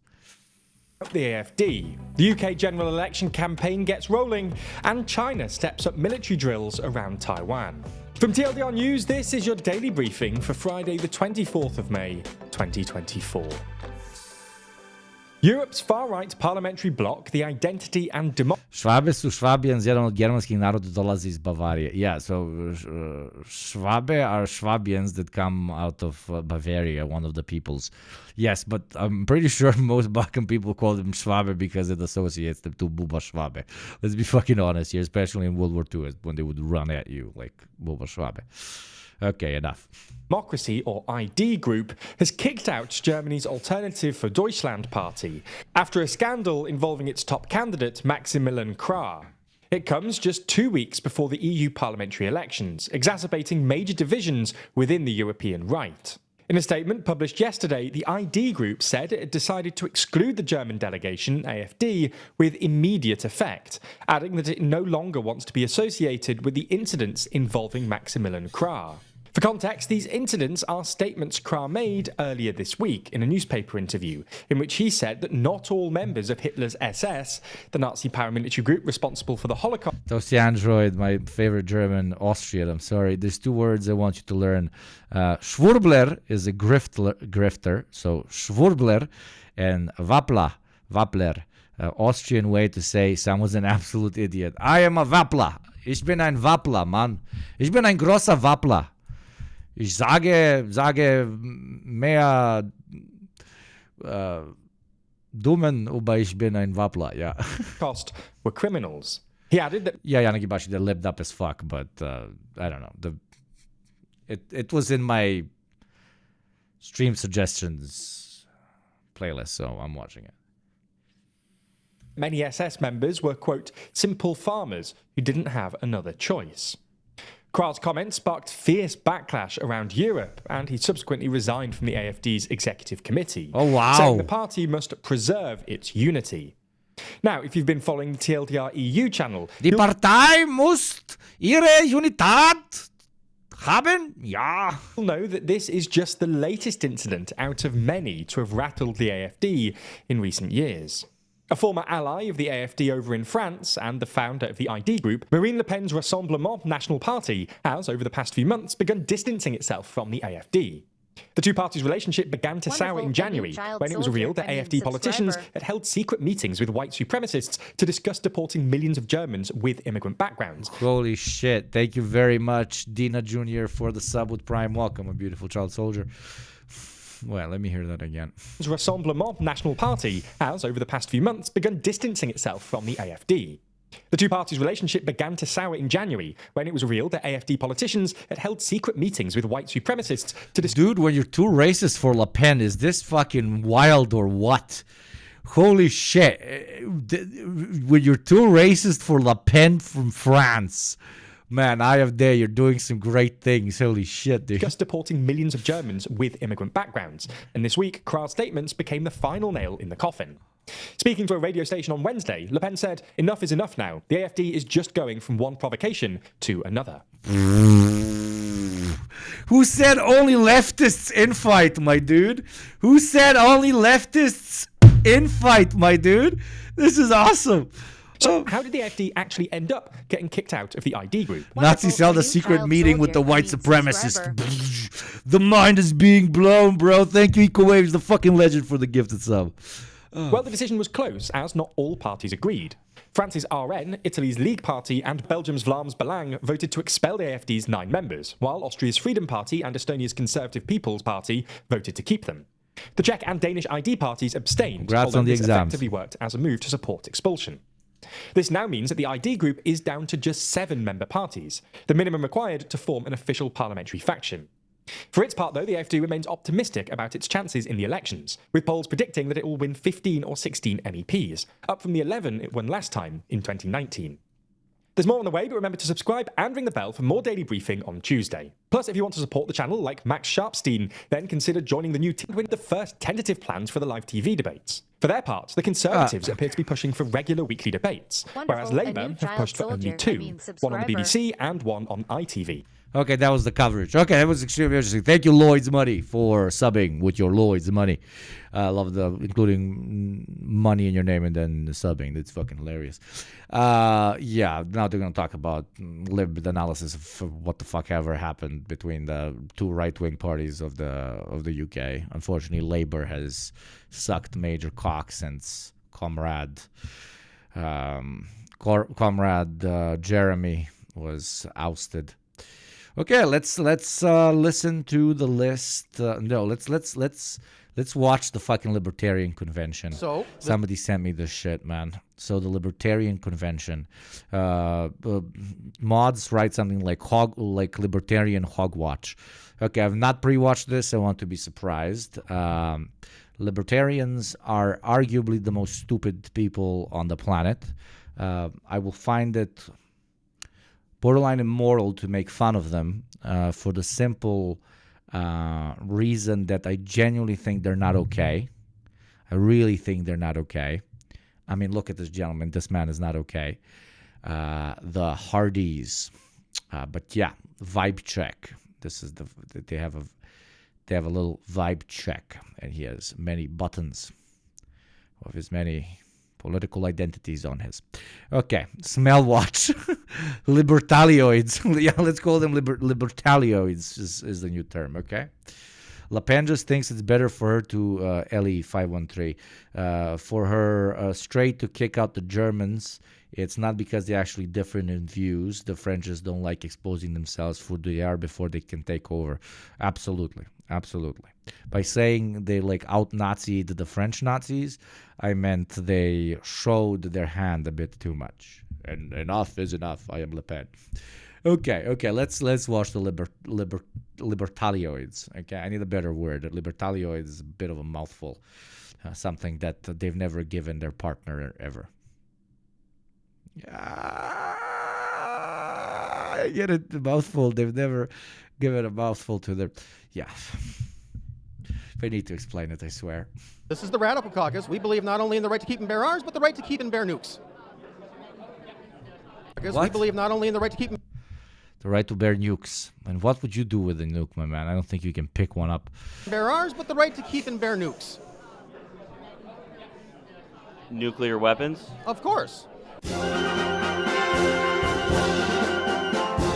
We are here outside the Washington, D.C. Hilton at the Libertarian National Convention. Now, DeVron, we don't know a lot about the Libertarian Party, do we? No, we don't. We're excited to go in there, talk to some people, figure out what they believe. It should be probably pretty boring. Yeah, pretty it's standard a convention. kind of convention. It's just a civil discussion of who they want to nominate as their candidate for president. Right. Obviously, the big thing with the Libertarian Party is they don't want the government in their life. And I think everyone kind of agrees on that. So there really shouldn't be that much disagreement here at the Libertarian National Convention. Should be just kind of a... Children for everybody. Driver's licenses for everybody. Nukes for everybody. Welcome to Libertalia Land. standard boring thing. Can I just grab your name really fast? Starchild. Starchild? Uh-huh. Okay. I'm going to get right in front of this right now. Explain the outfit. Well, Javier Milei, who's the first libertarian head of state in the world, as far as I know, talked about people being lions, not lambs. You know, he wanted to wake up the lions, so that's why. Rawr, such a rawr. I didn't expect them to immediately start quoting Javier Milei. Holy shit. It also isn't a libertarian president fucking insane. I mean, the only thing more insane than a libertarian president, the only thing more insane than that is this fucking outfit, my dude. Holy shit. This is your lion outfit. This is my lion outfit. Afuera. All right. And is your legal name Starchild? It is. And why are you... That's actually not what's important, because people should be able to be known however they want instead of having government say, oh, well, this is your legal name, and so that's who you are. No, people should choose for themselves. So what is...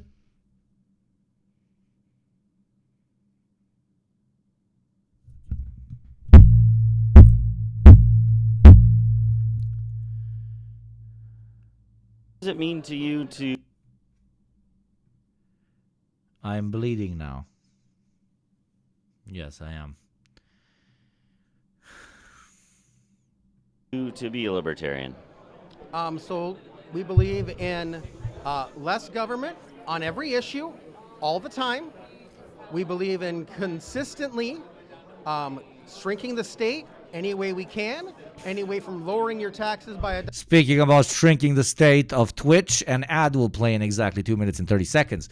If you would like to shrink the influence that the Twitch state has on you and increase the influence that the libertarian or no state, Yugopnik state has on you, then consider becoming a sub and supporting me bloodying my fucking self here on stream. Thank you for your consideration. $1 to opening the borders completely. We believe in no particular orderism. Whatever is politically... You believe in opening the borders completely? Completely. How would that look if that happened? Well, there's currently an open border between Wisconsin and Michigan, and I would expect the border between Texas and Mexico to look very similarly. There's different laws on both sides of the border, and people should come and go as they please. Why don't you read the sign to us? But wait, but what laws? You're a libertarian. What fucking laws are you talking about?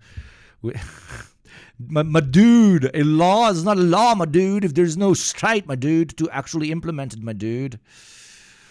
Oh, okay, it's not a state. It's a rogue communal organization of private McDonald's PMCs that is going to make sure that local PMC territory is protected by the local McDonald's territory to be protected by the PMCs. But. So it is no Joe with the lovely X out.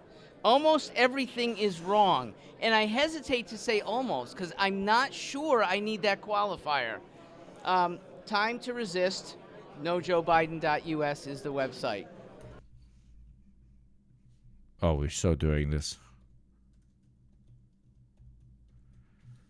We're so doing this. Is there nudity on this fucking site? NoJoeBiden.us. That's what I wrote. Holy shit, this is awesome. This is fucking awesome. For Democrats, choose better candidates. For independents, for Republicans. True conservatives are best. What are true conservatives? Let's hear that. Politics 101. Mark Stewart has been a student of government since college. He has studied the good and not so good American government, the limits of power and the effective use. Okay, fucking nerd. I'm not reading all that shit. Fucking Mark's choice for executives 404. Epic party for every politically independent system. You get it, because every politically independent citizen, it's epic. It spells epic. Thank you very much, Ego Waves, for the gifted sub, fucking legend. Subscriber. Epic's cabinet ministers from Joe Montana to... Are these real people? There's no way all these people signed up for this.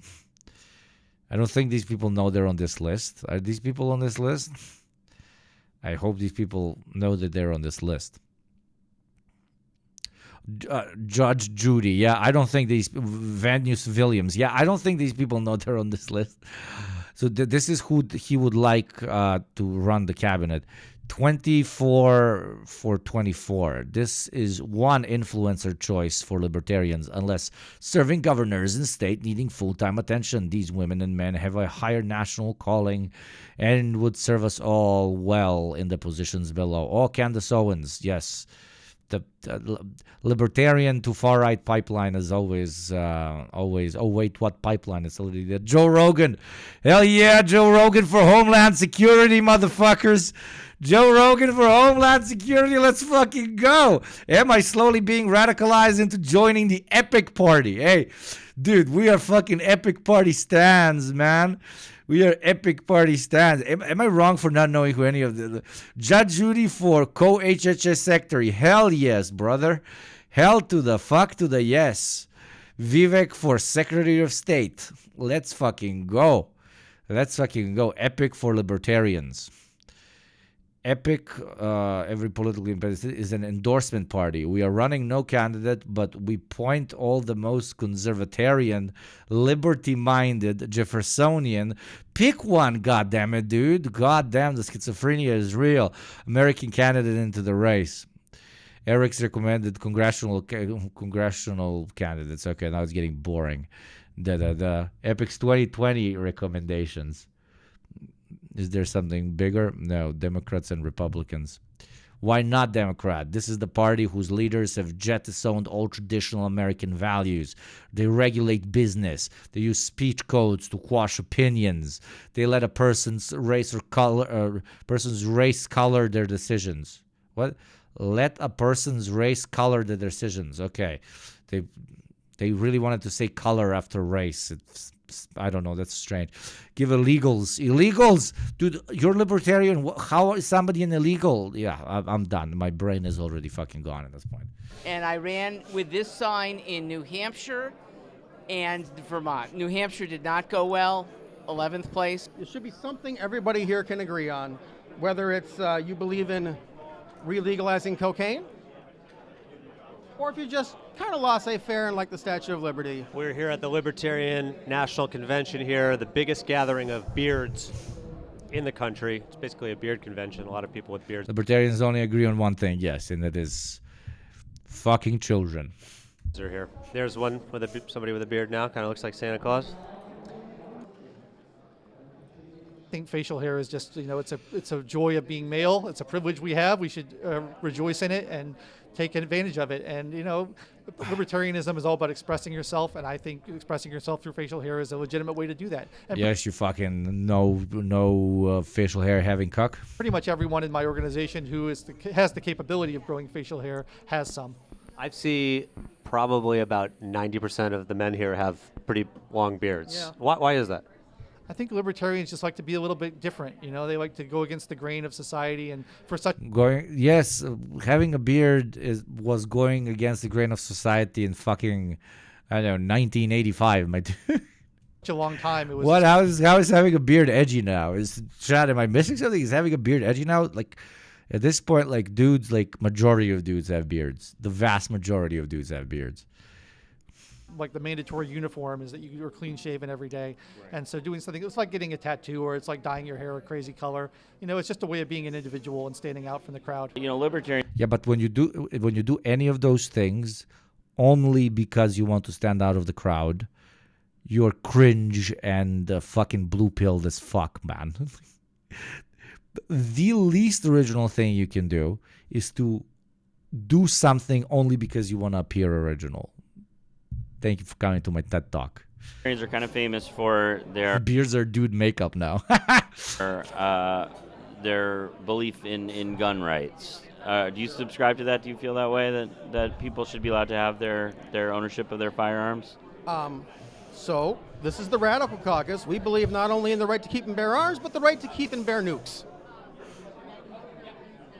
Nuclear weapons? He knows that this always gets people to react. Look at the little smile. He's so cute. But He's the a right very to cute keep and man, bear though. nukes. Look. He stares him in the eyes. Oh, I'm gonna get a reaction out of this. Come on. And a little grin. Hey. The normie is about to react. Nuclear weapons? Of course. Yeah, immediately ready to respond. Legendary.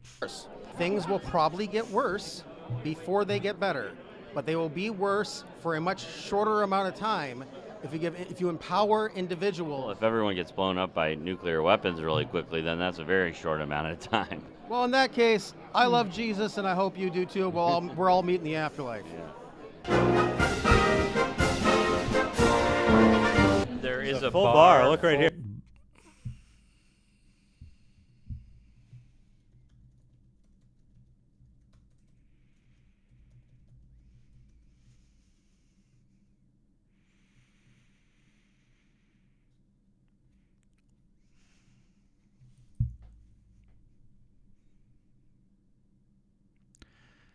You're against all authority, but you believe in the ultimate authority.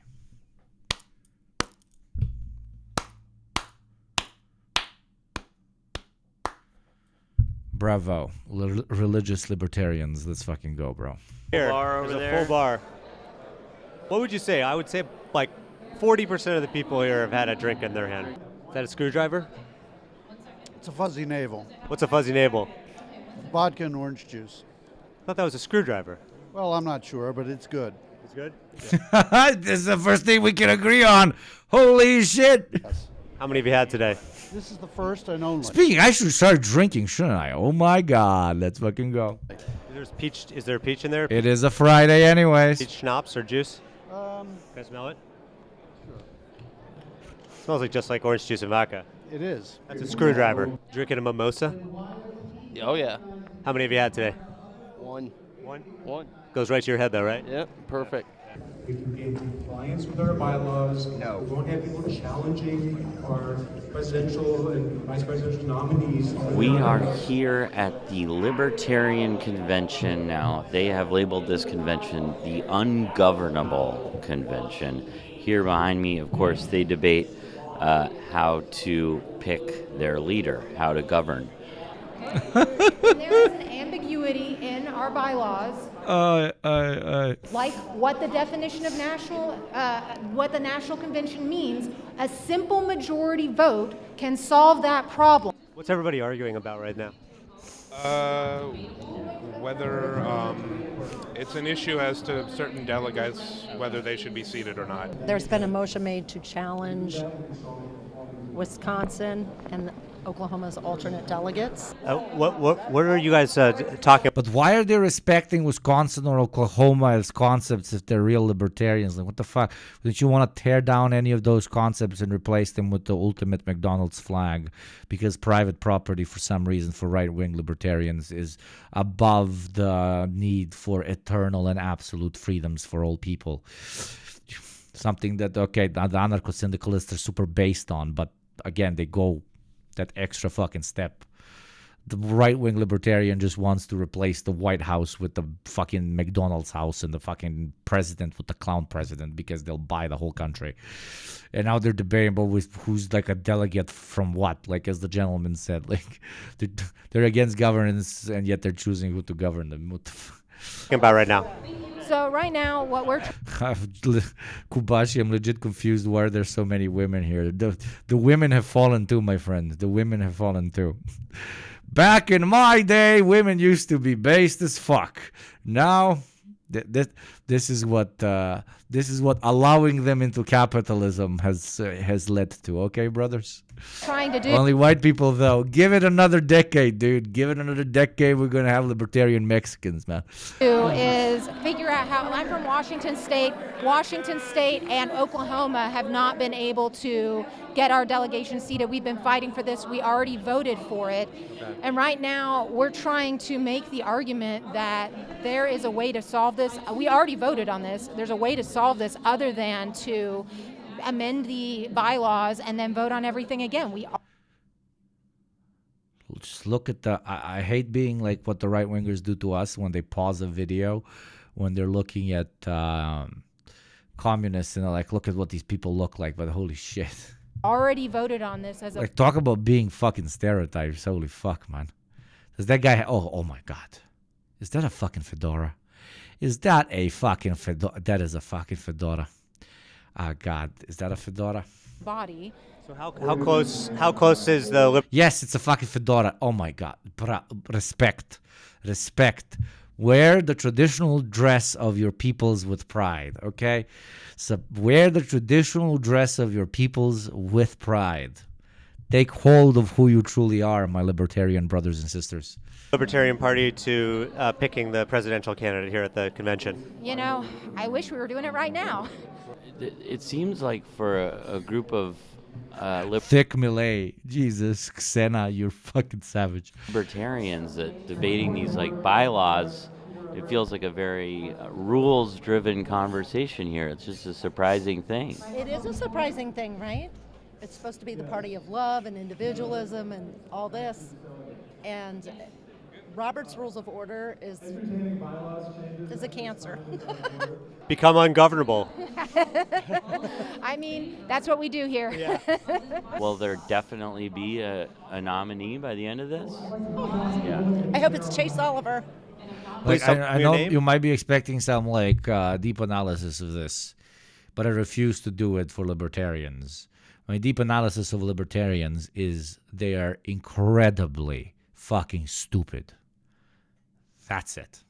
And why you're here? I'm Chase Oliver. I'm a libertarian candidate for president seeking to fight. A deeper analysis, okay, fuck it. I'll fucking do it. It's my job. A deeper analysis is the libertarians understand, right-wing libertarians understand that there is something wrong with the status quo, something wrong with the world the way it is governed right now, and they want to change something about it. Yet, very often, they are deeply rooted in the idea of private property and capital, because most of these people have private property or capital or aspire to one day having vast amounts of private property or capital. They de facto do believe in hierarchy. They do believe in the path which will allow them to one day step on somebody else.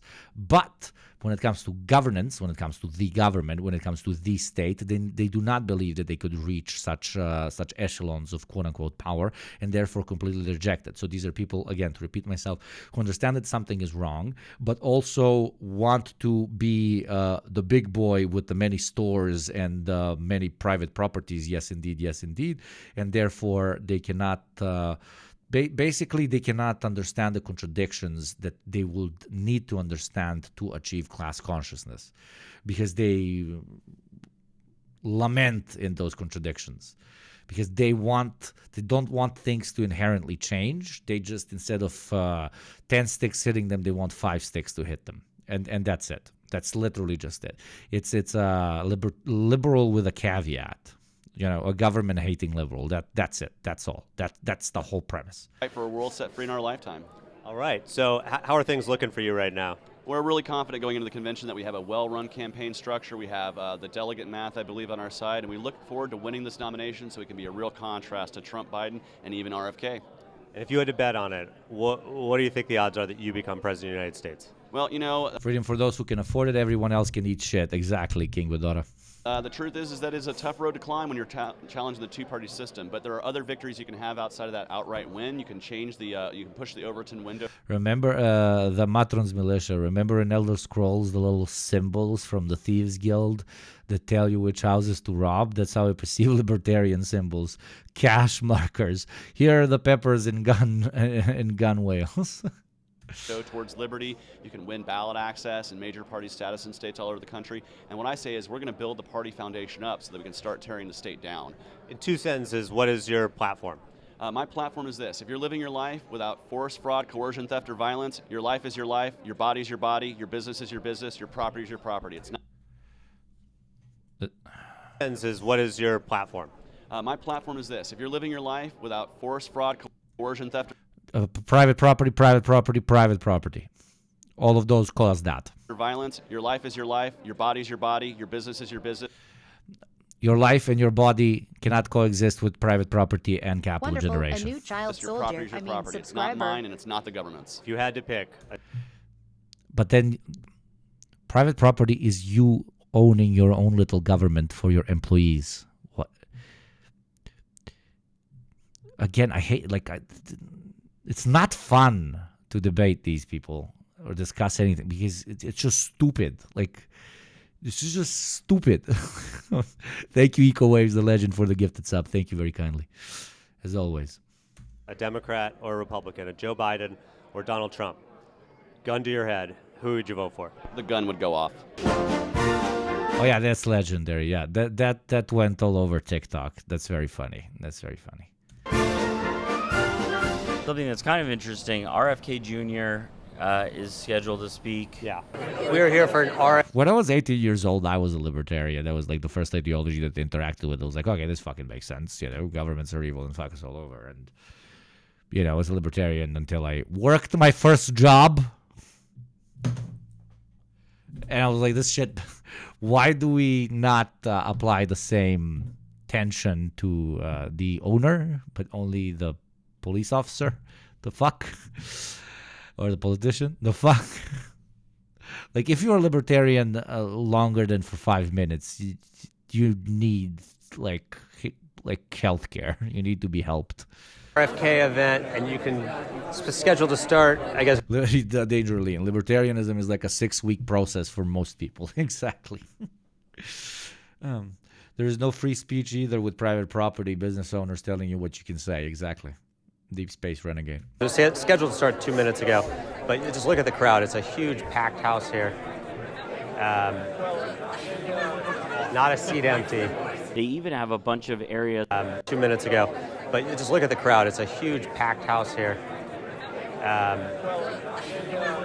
Not a seat empty. They even have a bunch of areas for people to kind of lay down, where there's a bunch of empty chairs so people can kind of lay down and spread out. So the excitement is thick. Very, very, very happy to be here today.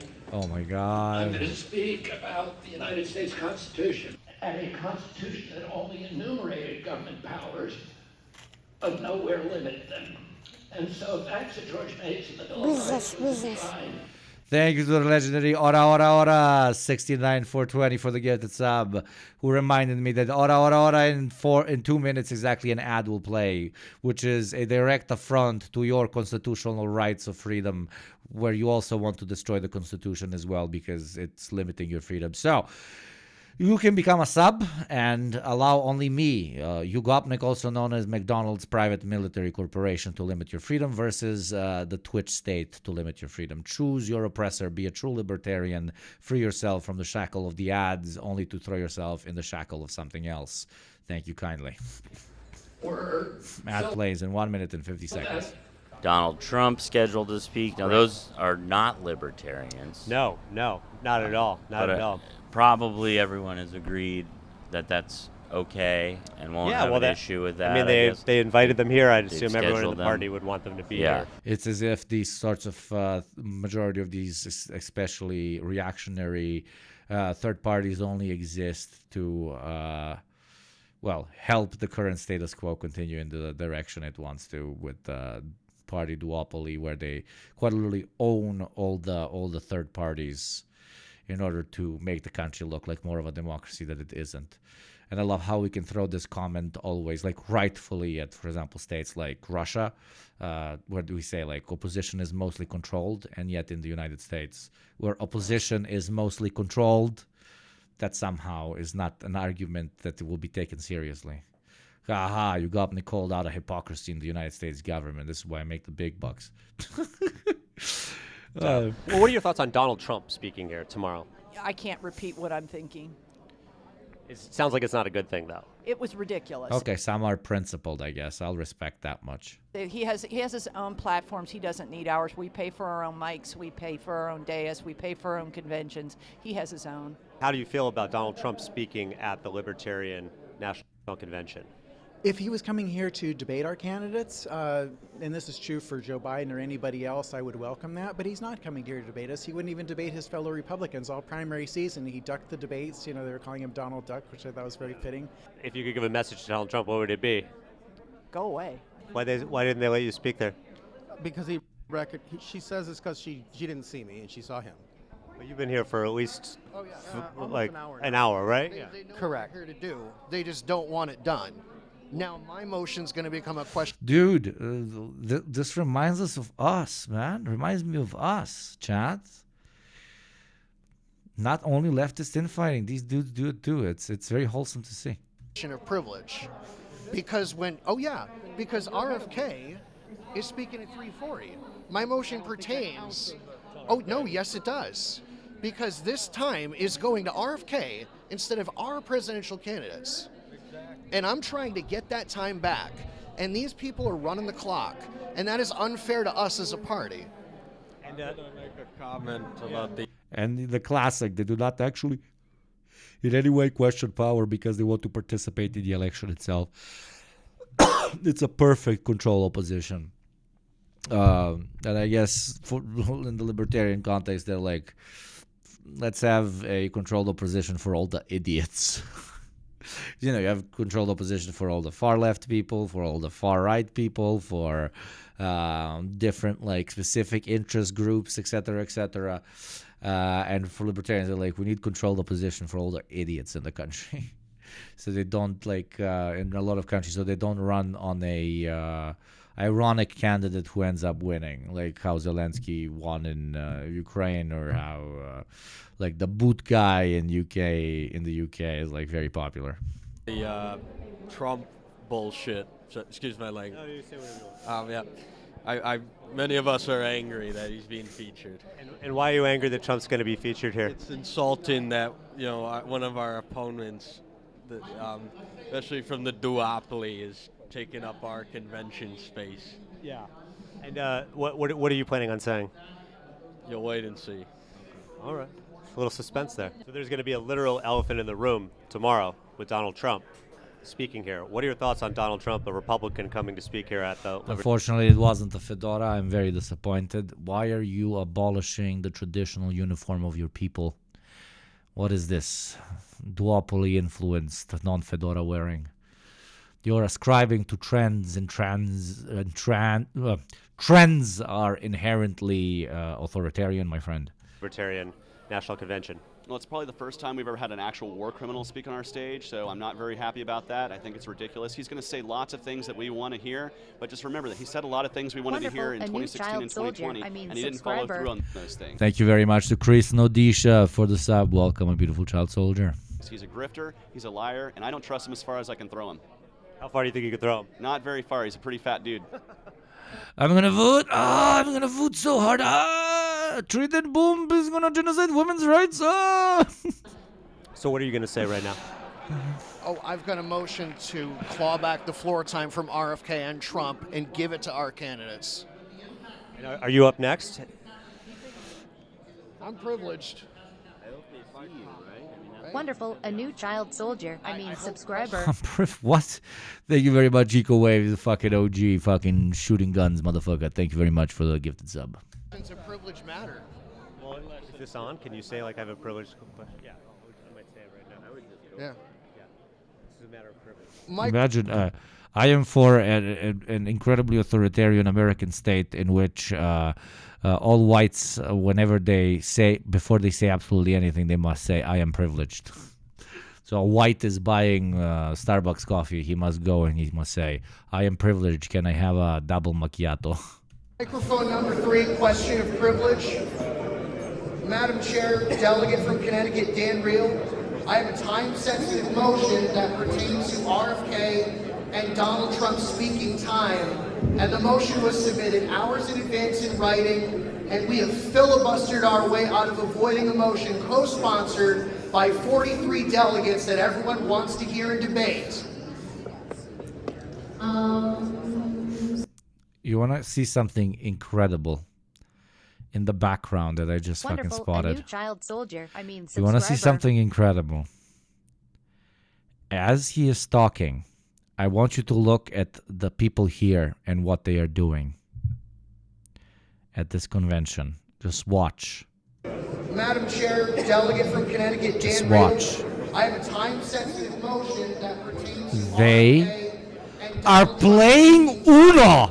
and the motion was submitted hours in advance in writing, and we have They are playing Uno. avoiding a motion co-sponsored by 43 delegates that everyone wants to hear and debate. Mr. Doswell. Oh my God. Point of order. She just like ignored it? Your point of order is not a point of order? Is that Mr. Yes, it is. It's not a point of order? Oh, this is a revolutionary movement which will change everything for the property owning class of the great United States of America. Thank you very much, Turtle.ttv, for the 4th month sub. My goat. No, you're my goat. Turtle for the win, baby. Thank you very much. Fucking Uno, blядь. Yeah, but this writes itself, man. I love this shit. You're going to alienate 43 co-sponsoring delegates. The media sees you doing it. Sorry, this is why going to town hall is so hard. It's so embarrassing. Going so hard on town halls, especially, yeah. And I love when it happens in like corporate structures, because there's town halls and corporate structures for those of you who are lucky enough not to work in such a fucking institution. And there's always like 5 people that care, and the other guys are like with turned off screens, like asleep. They woke up, they got into the meeting, and they went back to bed. There's these people in chat that keep raising their arm or that keep writing like, yes, great point, incredible point, because they think that's somehow going to get them a fucking promotion. Jesus Christ. Right now. Are you talking about me? No. Yes. Awesome, thank you. Cool. I'd like to propose that we go tell Donald Trump to go fuck himself. Here, here. Yes. Standing ovation for that. We are a libertarian convention looking to nominate libertarians. We do not need to give that time to non-libertarians. This is not a GOP cuckolding convention. I move to vacate the chair. Whoa, the infighting is getting strong. This is great drama, How do you want to bro. vacate the chair? But wait. I move to vacate the chair. But they're still playing the cards. Who are these people? Are they journalists? They are still playing. Like, she's still like, please pass me the fucking card. I'm being paid here to be a person of color here. I don't really care about what they're saying. Please pass me the fucking Uno card, dude. Thick melee, bro. Wow. I am voting in the next Why do you fucking wanna vacate the elections in the chair? United Don't say to the States. microphone. Why do you This wanna is the vacate the true chair? people's candidate, my friends. Created a problem she cannot solve. Well, what? Vacate the chair. Because the chair's created a problem she cannot solve.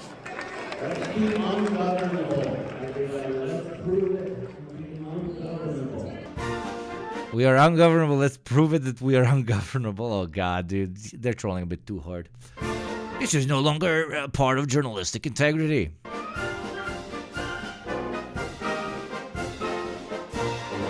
Well, there you have it from the Libertarian National Convention. The ungovernable is trying to prove to the American people why they should be the governing party. Best of luck to the Libertarian Party in 2024. Hey, maybe this is your year. And the Star Child. And then immediately switches. Is it a character that you embody here, or is this you? Starchild is me.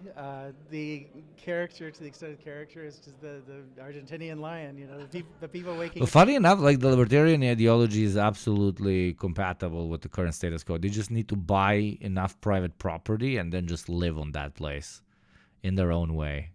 But then the owner of the private property will like, get off my land, you fucking freaks. So they would immediately realize that their ideas suck balls, and it's done.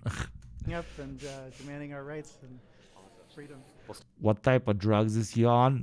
The wholesome drugs, man. Look how wholesome this person is. Just, misses all the points and is fucking stupid, but very wholesome, I can't give a shit to somebody dressed in a fucking lion tiara. Like, what? Starchild, thank you for talking with It's fucking great, man. I would drink beers with this guy and disagree on politics any fucking day of the week, dude. Fucking guy rocks, man. I love this guy. us. Appreciate it. Libertad Carajo. What does that mean? Viva Libertad Carajo. It's a long live liberty, damn it. It's Javier Milei's. I appreciate you talking with us. Thank you. He might slip something in your drink. He's so fucking stupid he'll slip it in his own. I'm like, oh, fucking hell, bro. Okay. Parenti's funniest moments. Let's fucking listen to Parenti and have an experience that is deeply contrasting to the previous one. Very underrated channel, Chemical Mind, creates great compilations like this. Please, there you go. Check him out. In my opinion, based. I don't know, from what I've watched. There we go. Okay, so Parenti based. Let's watch some Parenti. I'll leave you to chair react to Parenti for a little bit. I have to use the loo because of Coca-Cola. And let us watch. Pre-watch because I know that Parenti is based. Yeah, MXG. A political writer, author, and noted after-dinner raconteur. When I was a kid, I rooted for the Cowboys kill those Indians, and if one of the human beings. Woo! That's it. We ended. Okay. Based. Yes. That's what. That's what Parenti stands for. That is what we stand for. Great. Okay. Next. What's the next video? The Couriers of the Mohammed. Okay. I'm kidding. Beings inside the wagon train got an arrow in him. Oh, get that arrow out. That was hurting. That hurt him. But those other things, you just kill them, knock them off their horses as quick as possible. Yeah, we got that stuff. All of us, by the way, have those images in us to some degree, right? All I can tell you about the mafia jokes I hear from my politically progressive friends. As an Italian American, I'm supposed to think that's funny. And it's not funny. Yeah. Saddam Hussein, the butcher of Baghdad, a madman, a beast, worse than Hitler. Do you remember George Bush? George Bush was saying that about him. Saddam Hussein is worse than Hitler. A dynamic, fiery way he has. Wonderful, a new child Georgie, soldier. do it to me. Oh, wow, Subscriber. you just set me on fire, Georgie. You just... The free market core mythology, to which both political parties in this country and just about all mainstream commentators are wedded to, argues in effect that, and here I'm kind of paraphrasing John Maynard Keynes, because he said this too about free market capitalism. The free market mythology, it argues that the most ruthless, selfish, opportunistic, greedy, calculating plunderers, applying the most heartless measures in cold-blooded pursuit of corporate interests and wealth accumulation, will produce the best results for all of us through something called the invisible hand.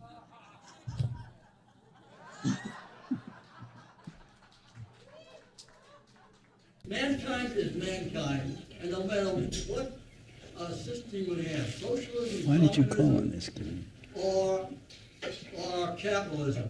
In Democracy for the Few, I have a line where I say, the trick to getting rich is not to work hard, but to get others to work hard for you. And then I got a little snot letter from a student out on the West Coast saying, "Dear Dr. Parenti, on page such and such, and he quotes this.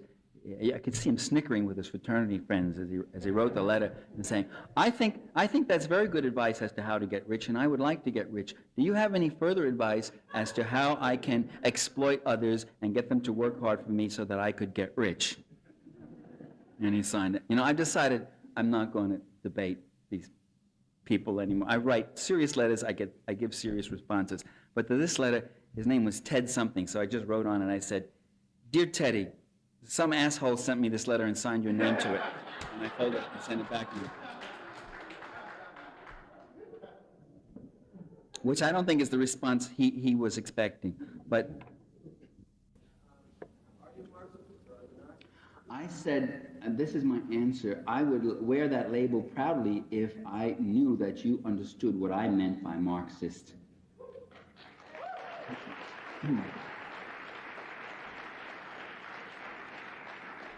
And when somebody like Reed Irvine says, you're a Marxist, aren't you, whose only intention is to give a buzzword which says this guy drinks the blood of capitalist children or something, then I'm going to say, no, I'm not your label. I don't particularly want your label. That was why I deferred from label Marxist.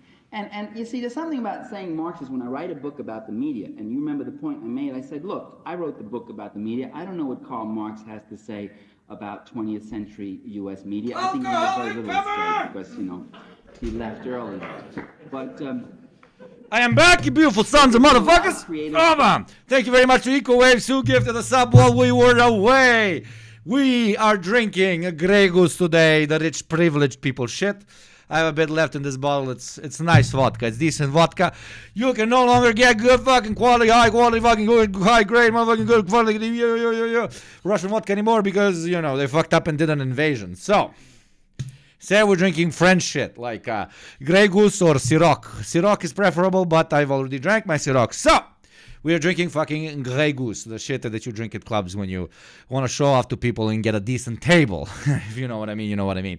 So, let us start. It's going to be a bit difficult in this mask as always. I was going 4 minutes. That was a quick shit/piss. And I am back. Let's drink. Let's have fun. Friday is incoming, so degeneracy is incoming. So avoiding all problems in life through copious consumption of things is incoming. And more importantly, adventure is incoming. So let's go. Thought and scholarship in Marxist literature and whatever else. And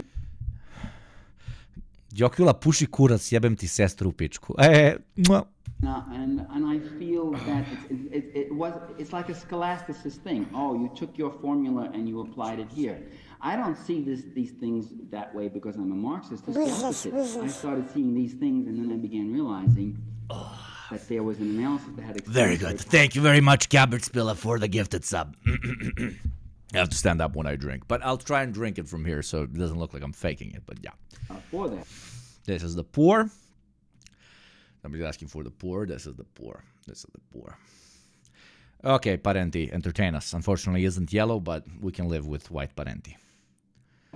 It gets very frustrating. For years I'd knock myself out trying to make an analysis. I come to the conclusion... Why am I 1,000 times louder? I don't know. I had a vodka. Strange. I'm lowering it. Okay, is this better? This is better. Somebody would say to me, that's a Marxist. You sound like a Marxist. A Marxist? Oh. And then I said, hey, wealth is largely unaccountable in many of the things it does in our democracy. I don't understand. That isn't what I learned. So that's a Marxist point of view. That's Marx said that, And it would go on, one thing after another. Every time I said, boy, this Karl Marx was really something, Every time I put two and two together, Holly Burns, what's up? They give him the credit for it.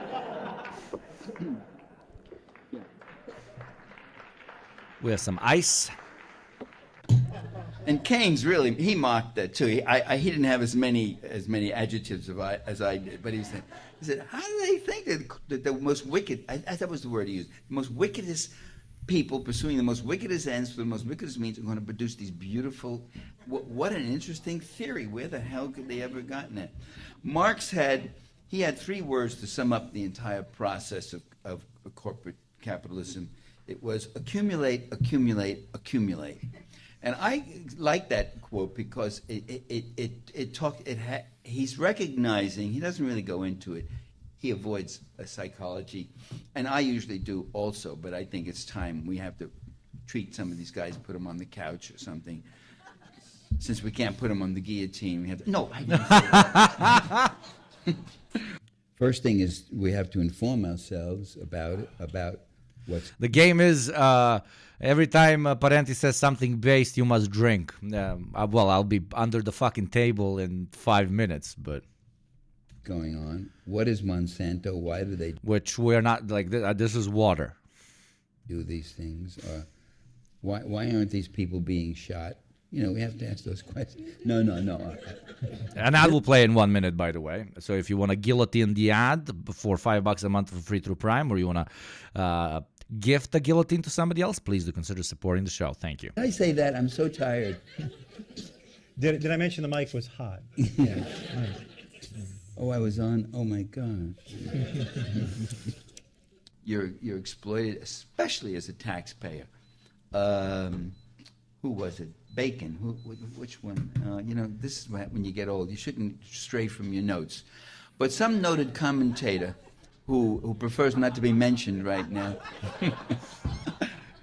He said, what the hell were we talking about? My boy could never be a Twitch streamer. Ha ha ha ha. Does not have a particular IQ enough to be a Twitch streamer. As a great overlord Hassan said, it is the most difficult job in the world.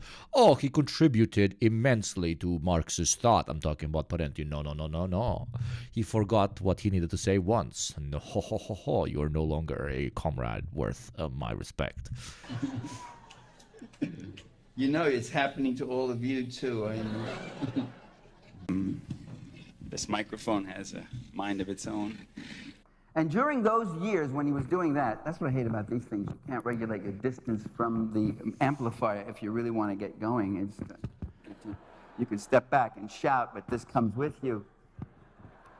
During those years, understandable defenses against the Soviet. Did I do something wrong here? Just wanted to get this. Move it back a little bit. Just move it back. Can't hear. Okay, I wondered who that man was creeping up like that. Okay. Can you hear me better now? Is it all right? Is this on, by the way? Yeah. I love how this is a compilation of Parenti just being an old fucking man and being like, what the fuck microphones, dude? How do I do this? Microphones, things. I feel I'm there it is. Maybe I have to get a little closer. Can you turn this up at all? No, not from here. Yeah, okay. That's all right. That's it. No, it's just I couldn't see half the audience with this. One commenter on the video said, most Marxists have one struggle class. Parenti has two, audio and class. I mean, there's a reason leftist audio is such a big fucking meme, my dude. Such a big. Do you want to hear leftist audio, man? You want to hear leftist audio? There's this guy called Ugopnik. I'm Ugopnik Twitch. He's a very different dude. Okay? Let's go back to the old days. 5 years ago. Is PragerU on what did I type? Reupload. Capitalist Philanthropy. 28,000 views. Man, I was popping off. But the first one, let's see the first one. Day or evening or morning to all you smart, edgy fuckers. Then again, I don't think I could stomach through all this bullshit without being at least semi-drunk. Already. Grand Theft Auto going the way Call of Duty games did. A bunch of characters and environmental reskins. Oh my God, the audio, dude. That's what I'm talking about, man. Like, Jesus Christ. Young Ugopnik. Oh, fuck you, Young Ugopnik. Oh, man. Nike doesn't care about. After Edward's time, a man called Maslow, the creator. The audio is so low. I don't know if you can notice. Of the famous hierarchy of needs, which defined the personal development of wants in every human being, had arguably, unwillingly, created the notion of... Dude, it's fucking crazy. Fucking audio, man, audio. Oh.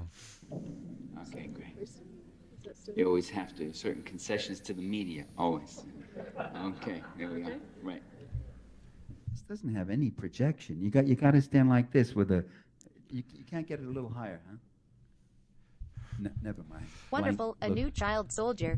Subscriber. Thank you to the OG Magooms for the resub 5th month. Thank you very much, my friend, for the continued support. Hugo sounds 15 years younger. No, that's just bad audio, my dude. Okay, that's just bad audio. And like, I don't know, 1,000 cigarette packs earlier. You can see what... That we all read. What's happening to the sound of this? Is it still on? Oh, there it is. Is that... Well, what happens is you start to compensate and using your voice to reach... Boy, these crappy... Someday I'm going to speak someplace where they've mastered the mysteries of sound. talking without the mic. I would like to be able to get the mic, and this is the only way you get Is this just like saturation gonna be 5 minutes of him struggling with the mic? God damn it! I just recommended your channel, dude. stuff, or you get me shouting to you without any amplification. Can we get a microphone that works? Can you hear me back in the last row?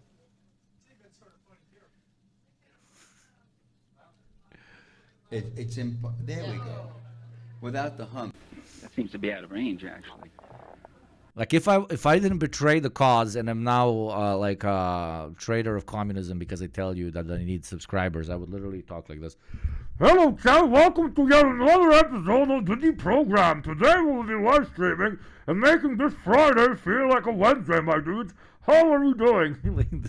Maybe if my audio sounded that way, it would improve. This microphone has a mind of its own. All right. What's happened to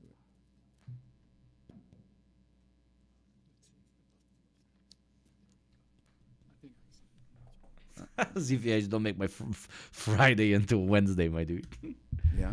Is that better? Oh, when I move that, is that, it's got to be up this far. Is that on now? I don't, yeah? I don't know. You see, there's something wrong with this microphone, isn't there? Oh, man. The start of an average leftist stream is just that. It's just that. Okay, chat, can you hear me? Chat, can you hear me?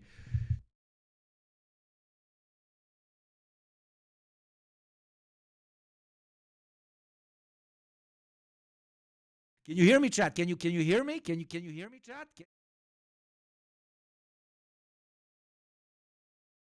So then, in a very based way, I ran at him and I literally, and he said, "Dude, no way did you." And then I literally jumped on his and he perked up. And then the loop came out of nowhere and he was like, I'm gonna take the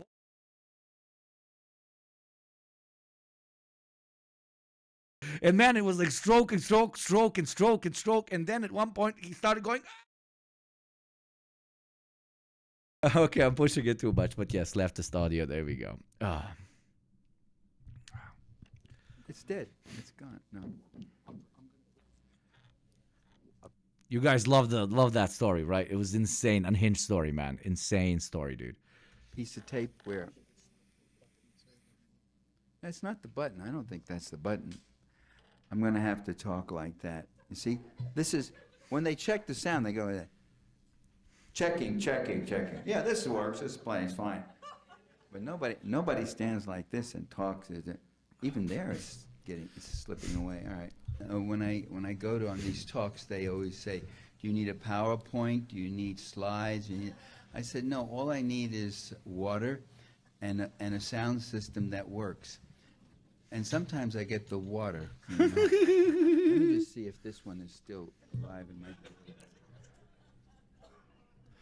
Man, my attacking myself right into my fucking head with the microphone was a bad idea. This is gonna swell super hard. I'm holding up ice to that shit.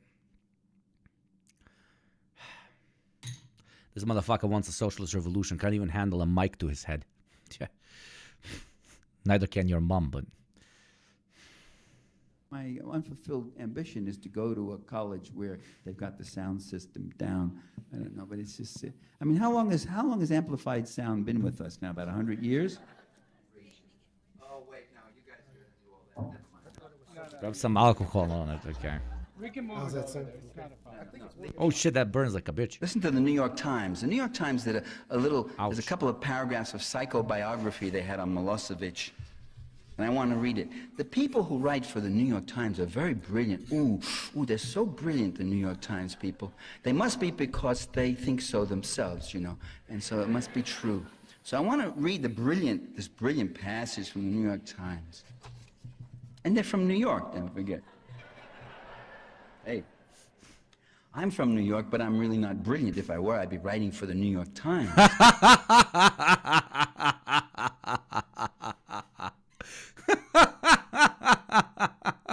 You know that they gave the New York Times a fucking Pulitzer for best reporting, even though they were the guys that pushed the 40 beheaded babies and literally hired somebody who works for the Israeli state. Remember when they did that? And then they got the Pulitzer. We gotta love the New York Times. The New York Times is an academically approved source. Don't you know that? You can quote the New York Times in your fucking university essays. A guy with writing a PhD on Palestinian apartheid can quote the New York Times saying that the Palestinians beheaded 40 fucking babies, and it would be considered a academically accredited source, and therefore their analysis would be considered correct. That is absolutely fucking great, because the New York Times is filled with brilliant men and women who dedicate their life to pursuing the truth no matter what. They have no political or ideological biases, especially not towards their breadwinners, their owners, nor the imperial state which they proudly represent. Please give me Pulitzer. Milosevic. As a youth, Mr. Milosevic was a pudgy loner. Balkans mentioned, dude. There's no video that we watch without the Balkans being mentioned. People say, "Oh man, why do you keep acting like you're in the you're the center of the world? Why do you keep acting like you're the center of the world? What is this? What is this? What, the center of the world? Shut the fuck up, okay?" See, now being a loner in the American political lexicon, this is obvious evidence of psychopathology, and you're an assassin, obviously, you know. Akola Burns, who's also Balkan. Do you remember when Milosevic was in power? Were we checking the vibes back then, chat? Lee Harvey Oswald was a loner. He may have been a loner. He was no assassin. Timothy McVeigh, the kid who shot Ronald Reagan, what was his name? Hinckley, I forget. A loner. They all call. Not Serbs, the Balkans, okay? Not Serbs. None of these banana republics, okay? The Balkans. Called a loner. Oh, they were loners. They all have friends and family, but they call a loner. It's a loner, that's for sure. Oh. But Milosevic, you know, was a very specially serious case because he was a pudgy loner.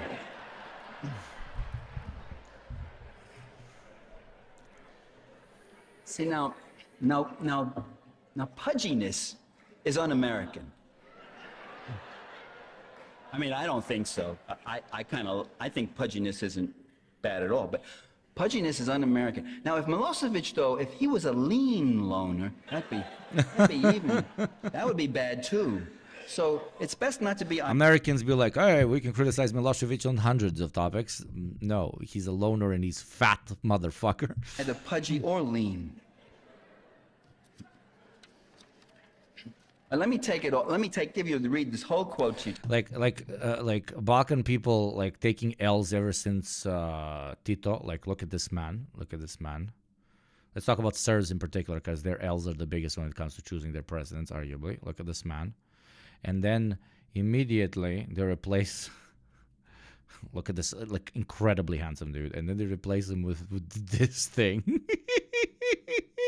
And then they saved themselves for a second. I mean, he was a liberal idiot, but incredibly handsome. Like, holy shit, that is fucking handsome. Okay, that is fucking handsome as shit. But then they go literally the least handsome president on the planet, arguably. Sorry if I'm face shaming, but holy fucking shit. How do you go from this? How do you go from this to this? From this to this? From this to this? From this to this? From this to this? From this to this? From this to this? From this. Sorry, I glitched. Take it from the top again.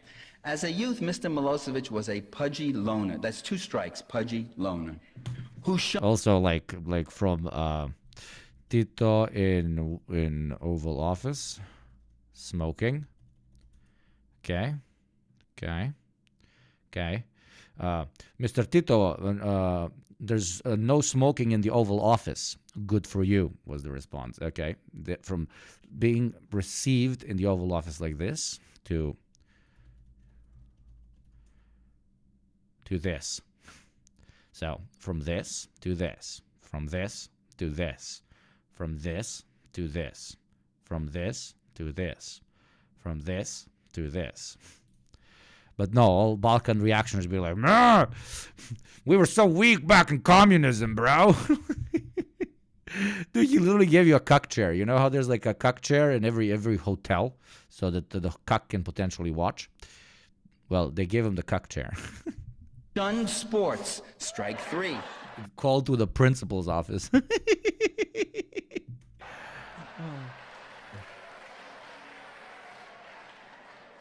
And wrote poetry. Strike 4.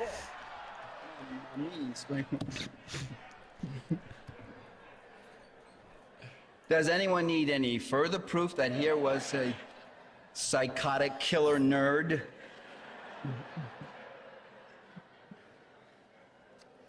The Times goes on.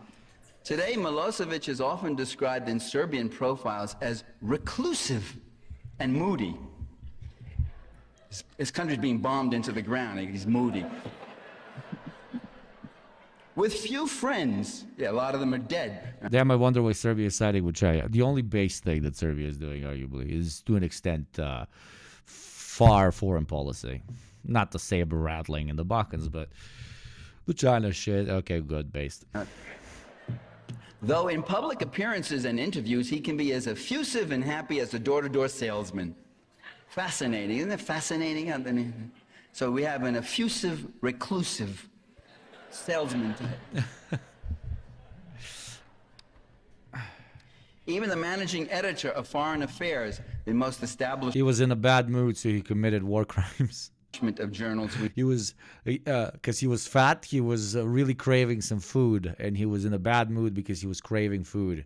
So he committed some war crimes. We have... The managing editor notes, quote... He was moody and isolationist and depressed, and that's why he committed the war crimes. Milosevic, who rules an impoverished country that has not attacked its neighbors, is no Adolf Hitler. He is not even Saddam Hussein.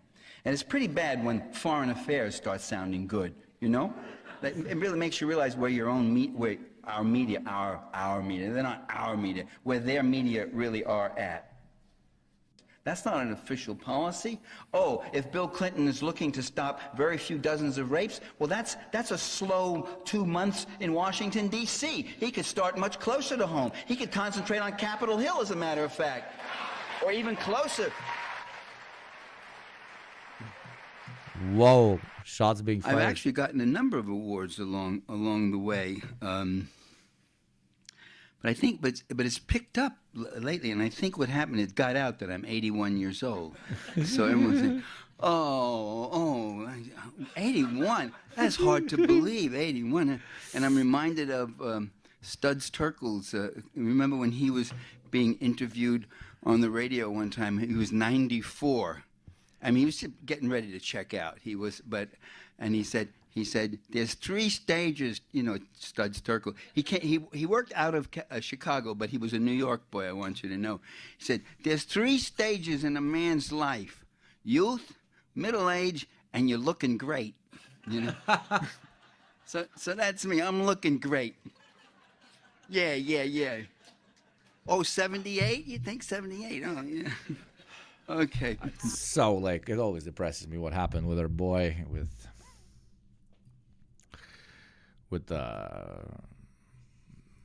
disease. Very sad, extremely sad, genuinely extremely sad. So this is the and the two great minds of our generation. I'm gonna do the previous thing. From this to this, from this to this, from this to this, from this to this. Oh. Okay. As the stream is going, now we're in the 3rd hour as we're drinking. Let's do a little bit of shit posting. Lowest IQ conspiracy theorists. Today let's go with the guy called Stoic Stick, probably cringe lord. I mean, Stoicism is kind of based and okay, but the modern interpretation of Stoicism is basically fix your bed, Jordan Peterson light, you know? But this guy made some funny videos, so let's watch this video. Lowest IQ conspiracy theories. Please, my beautiful mods, adjust the title. I would be very grateful. Thank you kindly. We are going to but don't use the word IQ because IQ isn't a fucking thing, like dumbest conspiracy theories or something. Looking at the lowest IQ conspiracy theories that I've managed to scrape from the brains of idiots. Starting off with Yakubian. Oh, shut the fuck up, motherfucker. You ain't talking shit about Yakub up in this bitch, okay? Yakub is literally my great-great-great-great-great-great-great-grandfather's creator, okay? He created my fucking race, my boy, okay? Shut the fuck up. And that is going to play in exactly 1 minute. That is going to pitch you different things and say that it wasn't created by the great Yakub. Do not support that shit. Instead, become a subscriber and listen to me snobbling on the knob of the great Yakubian leaders of thought for only $5 or free through Prime or gift. Doesn't matter how you do it, but you must support our fight against anti-Yakubian dogs. The inventor of white people. He was a black scientist that lived 6,600 years ago and was the founder of the white race. Yes, absolutely. How else would you explain the creation of the white race? How else? Have you seen us? We are fucking pink, man. You think nature can create something that's fucking a new pink? Child soldier. I mean, The subscriber. fuck kind of drugs you on, boy? Thank you very much, Eco Waves. As always, great supporter also of Yakubian thought. She told me in private conversations many times that she identifies as a black person because only black people are real and we have been created. But I love how you painted. No, Eco Waves has not said that. I'm kidding. I love how it's a brown stick figure versus two black stick figures, whatever that's supposed to mean. Oh. She achieved by selective breeding whilst living on his... Oh yes, your boy Jack. I just remember what happened last time. I was called a pigskin, cumskin, Christian, supremacist, communist, Slavic, barbarian, dogfucker. Thank you very much, Barry Bowles, for the gifted sub as well, supporting the great Yakubian cause one day at a time. His island known as... I can't even imagine our black cheddars now. They're like, oh my god, the Yakub thing again. Jesus fucking Christ. It's so sad that the lion did not come back. Yeah, Hakeem, yeah. On his island, he would breed the lightest of his followers. And you liked it. I loved it. I love the jocular, of course, because we are pigskin, cumskins. The ones, in order to lighten Somebody must remind us. the color of his people. And we all went and followed the guy. That was hilarious. Over time. He also believed that... Well, let's catch up. What is happening with my boy? I hope he didn't get banned or some shit. Let's catch up. What is happening with my boy? I hope he didn't get banned. Wait, why is it playing in back? Shut the fuck up. Shut the fuck up. Arun Ano. Oh, dude, no, he has a lot of followers. What the fuck? I didn't know that he has half of my followers. Legendary. So what does the anti-pigskin usually do?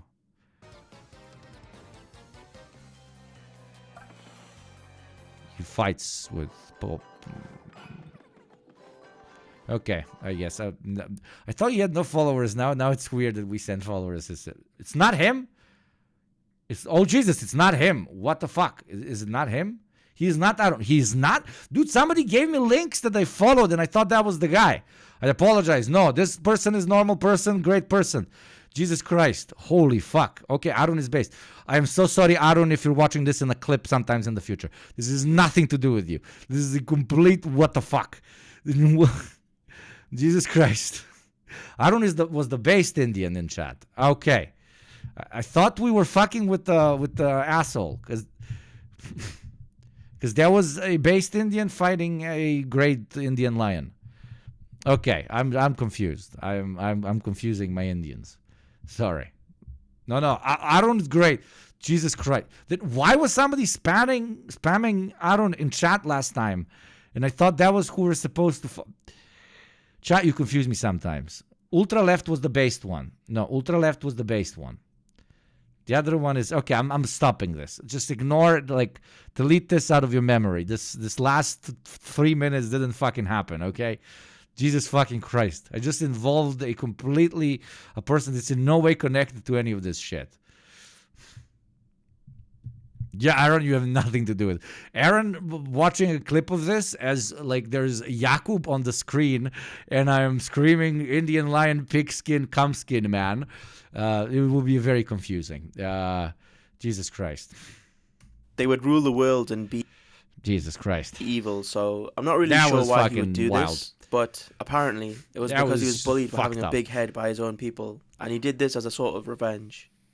He died at age 150 And his followers continued his legacy, creating the first white... Just like every black person would live until 150, they weren't introduced to white people food, man. As we all know, the greatest atrocities of the white man invading Africa was not the colonization, slavery, and mass murder. It was an introduction to the burger. Okay? Obviously, I'm joking, but when you really think about it, arguably the most genocide that they've done, like just in numbers, okay, not number one, that's very difficult, but top 10, like at least the number 10 manner through which white people have killed a lot of people was by introducing them to the hamburger, okay? The extremely greasy, fucked up hamburger. Person in around 6000 BC, which is only like 3000 years from the beginning of ancient Egypt. So historically, it's a bit weird to try and place it in our current understanding of history. But who knows? Maybe there are other Yakubians for the other races. Crazy hamburger! Crazy hamburger! That we're unaware about. Crazy hamburger! I don't know if you remember, but I remember. I said if I ever reach 3,000 subscribers, I'm going in a park and I'm making the same thing. If I ever reach 3,000 subs, I'm going in the park and I am literally making Paulo from Brazil. Brazil mentioned immediately. Bread made in Turkey. First put red hot chili peppers. Now put oil. Oil from Iraq. Wait, where does he eat it? It is horrible. It is horrible. It is horrible. Crazy hamburger. Crazy hamburger. It is horrible. Crazy hamburger. I can quote it for crazy hamburger. And also, like, look at this. Like, wait. Crazy hamburger! And like, I love this. Crazy hamburger. Crazy, what is... Oh. Crazy hamburger! Crazy The most normal Bosnian. This is the most normal Bosnian. The pride of Bosna, brate. hamburger! And the greatest thing about this is that, like, he's probably a multi-millionaire from these videos. And good for him. Okay? Little proletariat content creator, doesn't exploit everybody except oil from Iraq and crazy hamburgers, but legendary. Absolutely, just look at this fucking. And when does he start crying? At that point, he was like he's like in a state of delirium. He's like no amount of amphetamines can do to you what this video, like making this video, can do to you. Not all us Bosnians are this cuckoo. Of course, my friend, I'm kidding. But bad. Bosnians have given a lot of incredible things to society. But top 100 things, probably like number 96 is this video, is this particular video. It is performative art el excellence. And maybe there's someone out there collecting them like Infinity Stones. Our next conspiracy theory is that birds are government drones. What the fuck? What the fuck is this schmuck on about? First he's shitting on my boy fucking Yakub, and now he's fucking attacking the great and correct conspiracy theory that birds are fucking drones. Have you ever talked to a fucking bird? Have you ever sat down at a table with a bird and said, "Yo, bird, what is up?" You know how they fucking stare back at you? That is no living fucking thing, okay? You look at a dog, you look at a cat, you look at a pig, you look at a fucking snake even, okay? That fucking shit has a soul. You're telling me birds have souls? Oh, fuck off, man. That is fucking government drones created by the ancient lizard people right after Yakub introduced the white race, okay? Fucking hell, man. What is wrong with these people? And are used to spy on you without your knowledge. But bird cute, that is exactly what your government wants you to think. They made them cute so that you don't hunt them. Why do you think that aristocrats who are based, okay, and they don't want the government to attack them, okay? What do you think these people, the modern interpretation of these people, shooting birds? Why do you think that this is their favorite pastime? They have these vast lands that they patrol where the whole like gist of it is they go and they shoot birds. You see? They go and they shoot birds. Why?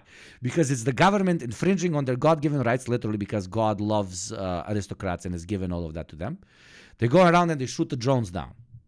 Why otherwise would they be doing this? Does this look like a fun time to you? What the fuck is wrong with you? They are shooting down the motherfucking drones. Jesus. You people like need to read a book sometimes. What the fuck kind of a community?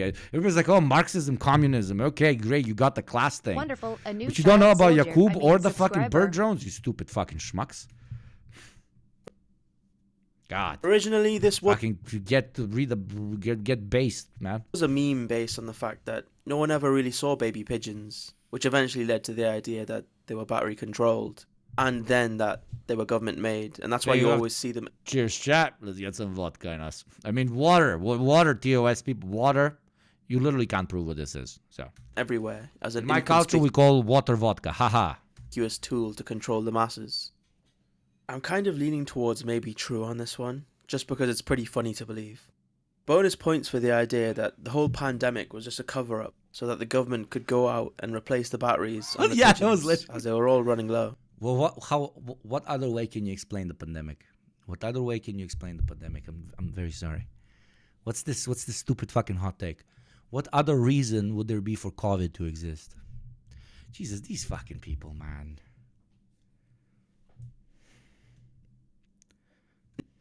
Next up. Привет, братан, спасибо тебе, что продолжаешь делать контент для пациков с мозгами, да? Well, I try. Is flat earth theory. Yeah, this one's pretty standard low IQ stuff. There are at-home experiments that you can do to disprove the theory, and some flat earther did exactly that, Like how my boy is like being like serious about this. only then to claim their experiment was flawed. Funny thing about this one is that the majority of them believe that the other planets in the solar system are spherical. It's just Earth that's spinning through space like a frisbee. This next one's a fun one. The Nazi secret base of Antarctica. The theory goes that Where do you think Yakub put the first white people? In the only truly white lands. Have you seen the color of Antarctica? Okay? Antarctica. Okay? Antarctica or whatever fucking English speak. Okay? You see this color? Okay? And now this. Okay, let me prove this to you. Okay.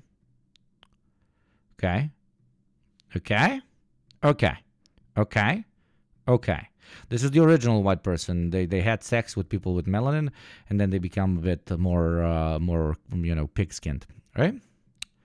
So Hitler, the greatest leader of the white man ever, even though he was a bit pigmented himself, I wouldn't consider him white, but that's okay. Wanted to recreate what? The great Aryan homeland. And where is the great Aryan homeland? The first place from which white people arose. And Yakub himself created the white people in Antarctica. So the only reason Hitler wanted Lebensraum, to kill all the two mixed Slavs and all the Jews and the Roma and so on, was because it's literally underneath Antarctica. And then he would hook Antarctica and he would bring it down. And then because of the coldness of the Antarctica, everything would become very, very snowed in as well and very white. And that was the plan for the Aryan Kingdom. Jesus Christ. All of these are connected. But he was only stopped because the Americans gave a land lease to the Soviets, which could then buy a lot of bird drones. So they saw the German troop movements. And also at that point, they updated the bird drones because they could send them to fly high up and cause snow to happen. And then the snow, you see, the snow killed all the Germans. It wasn't tens of millions of incredibly brave Red Army men and women. No, it was the birds that flew into the sky and made the snow fall, and then Hitler died. that just before World War II, the Nazis set out on an expedition to Antarctica. Your boy Jack, I now actually believe this and will start posting about it until the FBI show up. In 1938, which did happen. The conspiracy part is that they created a secret base there. Fast forward to the end of the war, the idea was floated that the high-ranking officers of the Nazis fled to the secret base using their German U-boat. They didn't have to. Their capitalist fucking love friends gave them villas in Beverly Hills. Now that's a conspiracy theory. That's fucking correct. So they can build their fucking rockets, my dude. Oh, but the Soviets did the same. Yeah, they did the same, but they didn't give them villas. They put them in fucking underground bunkers. They put a fucking bullet, a gun to their head and like, make rocket, blyat. And then when they make rocket, blyat, bullet in head still, bitch. Boats. Then in 1945, 2 German U-boats were confirmed. Jokes aside, that was a better explanation on World War II than I heard in my high school. Yeah, that's what I just said. The insane shit I just said is more believable than what they teach you in the States, which is America won. Eagles, indeed. To be seen at an Argentine naval base 1 month before the end of the World War. And the year after, in 1946, the US then conducted Operation High Jump, which was the largest ever Antarctic expedition to date, consisting of 4,700 men and 13 ships. Which is a bit suspicious because the official reason for the operation... Well, I'm pausing this for a second just so chat always knows how much water I'm drinking. I'm hydrating, of course. Let's hydrate a bit more. There we go. Hydration, hydration, hydration. Very good, nice little cup. Now we take some ice. Always drink with ice when it's hot. Boom shakalaka. Boom shakalaka. There we go. Perfect. Now let's return to this guy not understanding basic analysis of the world. Operation was to create a research base, and I'm pretty sure that 4,700 men is overkill and would require way more in logistical planning for food and storage than needed for just creating a research facility. It gets even spicier when, in 1958, the US conducted 3 nuclear tests. Mighty Max, enjoy time theft and enjoy work over in Germany. Всё хорошо, товарищ. That were meant to be secret but got leaked.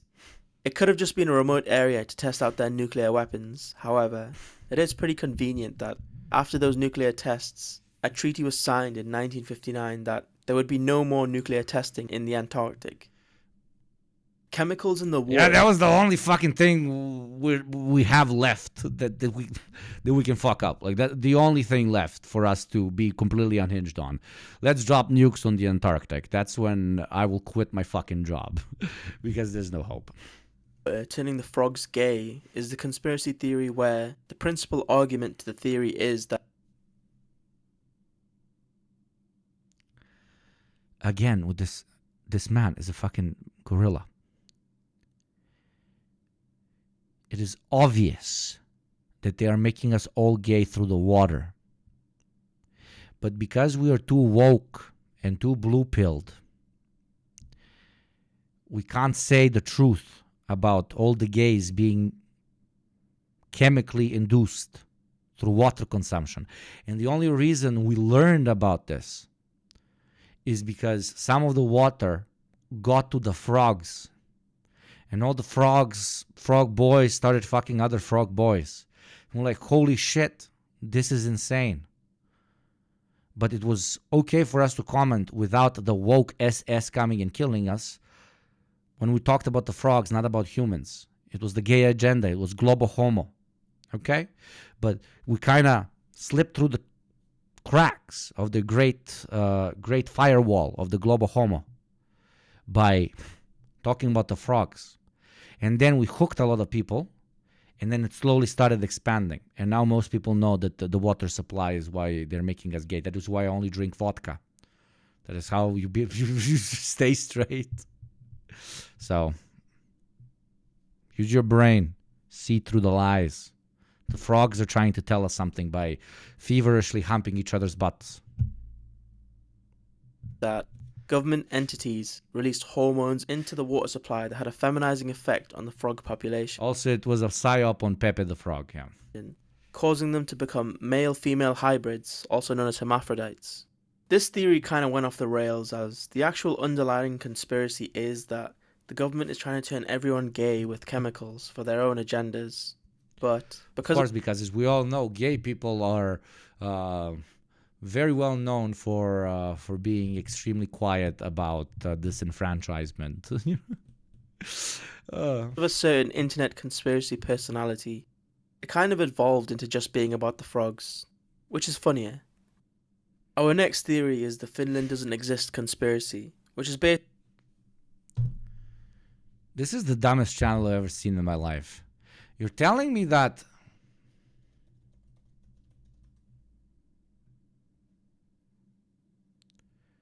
You're telling me that these are real people? Tell me this. Tell me this is a real person. You're telling me this is a real person? Okay. Not even the people. Okay. You're telling me that this is a real country's flag. But dude, that is a plus. That is not a real... You're telling me a self-respecting people will like, oh yeah, a plus. A plus.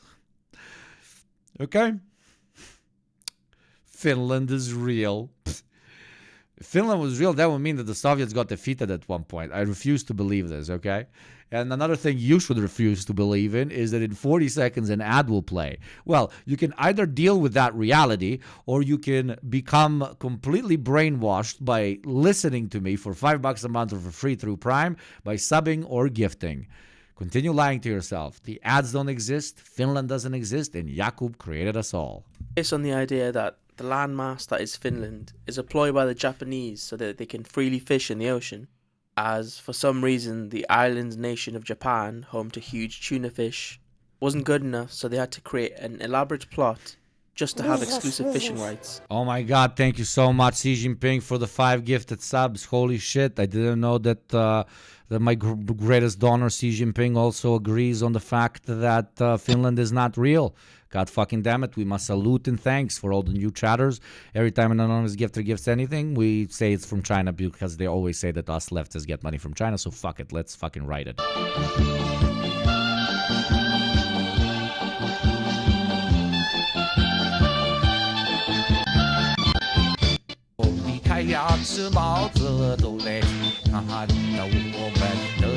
Thank you, Xi Jinping, for the great donations you give to me and my chat. To great people must unite. My opinion on China is that it is a very big country with many Chinese people.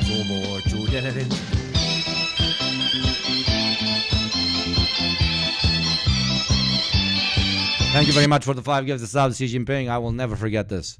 Same as I will never forget that Finland doesn't actually exist. In the area that we all believe is Finland. Now you might be thinking, this can't be true because I've been to Finland or know Finnish people. And the theory counters this by saying that everyone who claims to be Finnish is actually just Swedish and are either part of the trickery or are brainwashed into believing they are Finnish, just to add to the realism of the fake nation. Thank you to the legendary Eco Ace for the gifted sub. Thank you very much. In Finland. Another spin to this theory is the world population side of it, where because the population of Finland is around 7 million and the population of the world is around 8 billion, the percentage of people that are Finnish is around 0.09%, which is less than 0.1%. Following this, most world population censuses have a margin of error of 1%, meaning Finland has a 50-50 chance of existing or not. This last theory I thought of myself. No, the argument that Finland doesn't exist is that Finland doesn't exist. Dude, what the... It's a plus, okay? I remember thinking... Same like all the Baltic countries, man. Has anyone ever met somebody from the Baltic countries? Has anyone really ever met somebody from the Baltic countries? Come on, let's be honest here. Let's be honest.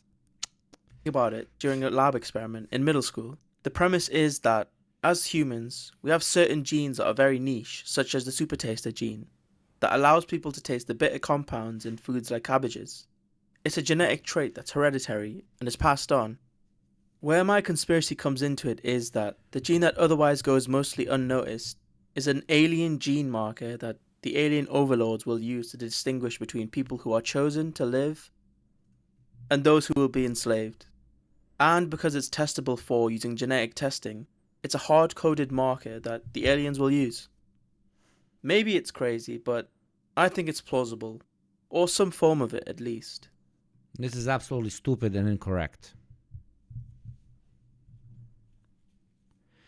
Yeah. I told him it's stupid. I told him it's stupid. Yeah, dude, no, just... Dude, 10th check you sent me, I can't fucking actually... turn into currency. Because you're sending me alien currency, you fucking schmuck. I can't cash it in. I don't know what schrakaro.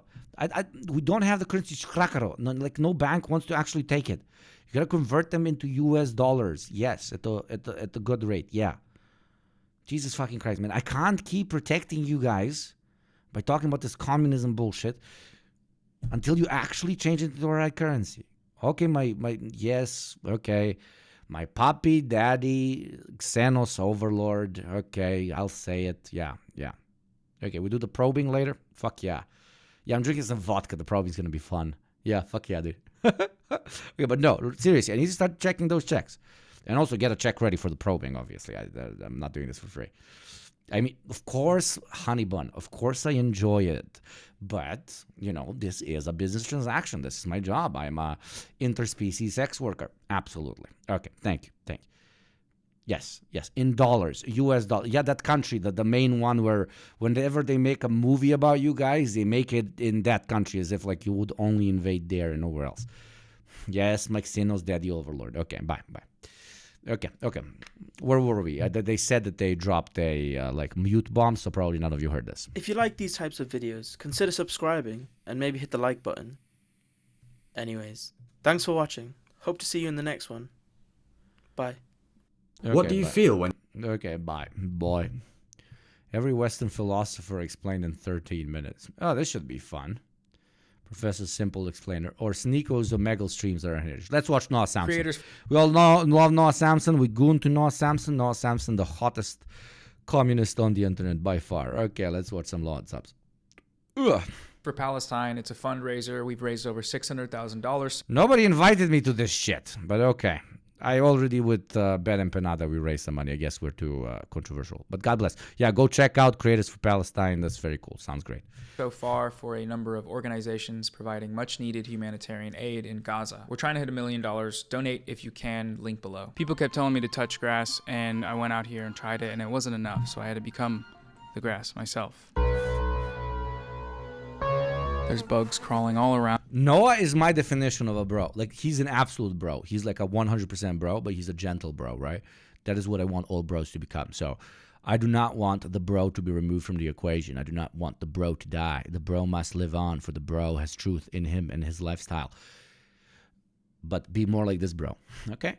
On me, once they start calling on to me, we're gonna have some problems. Okay, we're gonna have some issues. One of my favorite pastimes on this channel is to go search around and poke around and see what kind of wacky stuff, what type of wacky guys we can find. One of my personal favorites is a guy called Sneako. Maybe some of you remember him, frequent guest on the show. Shut up, mustache! Sneako was banned on recently did some Z-Kyles up in this bitch. YouTube a while back, and he's been forging his own path in terms of content. He's a streamer on Rumble. He's still a part of the content ecosystem, popping up on streams and debates here and there. Today we'll be critically analyzing some excerpts from his recent piece. Thank you very much to the OG, constantly here, always loving and very intelligent Hakeem, but South African, for the gifted sub.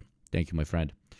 One of the top chatters in this bitch. 4 a.m. secret stream, don't tell anyone. During 4 a.m. secret stream, don't tell anyone, Sneako goes onto a site called Monkey, which is a sort of like an Omegle type site where you chat randomly with strangers and you can skip through them if they do anything penis or wiener related. How's your night going? How's your day going? Good. Very good. Do you have a boyfriend? I still can't believe, like, back in the day, like, how, like, dude, I don't know if they're still up. I don't know if people know, like, but no, this channel is completely blocked.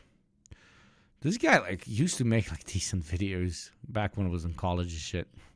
There's great videos, like, detailing his downfall, etc., etc. This one is very good. And I like this guy as well. Check it out. Yeah, Gokanaru, the absolute annihilation of Sneako. It's very fucking decent. And I wanted to react to it on stream, but, like, dude, you made a 3-hour video. Like, what the fuck? I can't. Brilliant guy, though. Great, really good fucking video. Great. Watching the stream, I personally feel like I learned a lot about different stuff, about comedy. He had some great bits and jokes that hit pretty hard. One of them was asking spicy questions about topics like race. Tell me your least favorite race. There we go. Olivia's about to cook. What's your least favorite race? My least favorite race? Yes. None. I have to say Americans, just because there's no, like, culture behind it. What about your least favorite ethnicity? My least favorite ethnicity? I don't really have a least favorite ethnicity, to be honest. This could be a funny question, you know? It could be an edgier, but, you know, like... You Gopnik keeping saying Turks in super hard. Don't say Turks. Don't say Turks. Don't say Turks. Don't say Turks. Retarded, you say a joke. There's potential, but I don't know if Sneako's necessarily asking it as a joke. It seems like There's a lot of great Jewish people, but there's a group, a specific small group of people that control the entire world through banking, media. They control our minds. Jon Stewart. And all you fucking Hassan stands, don't fucking give me shit. Hassan is a fucking Greek. Okay, shut the fuck up. We don't include him in the Turks, okay? Jewish, and he'll say white people, slavery, blah blah blah blah blah. White people are bad. White people are bad. But it also presents as a white person, but he's Jewish. He's not even white. Epstein is Jewish. Harvey Weinstein, Jewish. Susan Wojcicki is also Jewish. How's your night going? I love Sneako's Daily Show Jon Stewart impression. White people, slavery, blah blah blah blah blah. White people are bad. White people are bad. That's exactly how the show is, honestly. Well done. He did one that I recognize. It's a classic bit where you pretend to be frozen on screen. Okay, what? What now? Stop acting like you're frozen. I can see your head moving a little bit. I can see you moving. I can literally see. That's just top 10 comedy moments right there. Where things really start getting good is when Sneako is showing us the red pill philosophy of how to flirt with women. One of these priceless flirting tips is asking if a girl has a boyfriend, and then when they say yes, being super normal about it. You have a boyfriend? Yeah. Oh, how old is he? Wonderful, a new child soldier. I mean, subscriber. He's a girl? Bro. Oh, okay. I don't know with the California transgender stuff. Does your boyfriend have a million subscriber YouTube plaque? No. No, he doesn't. He should get one like that. That is so stupid because he no longer has a fucking YouTube channel. Like, I was over there trying to wipe my fucking ass. I mean, my nose. He does not have a fucking YouTube. That is so funny.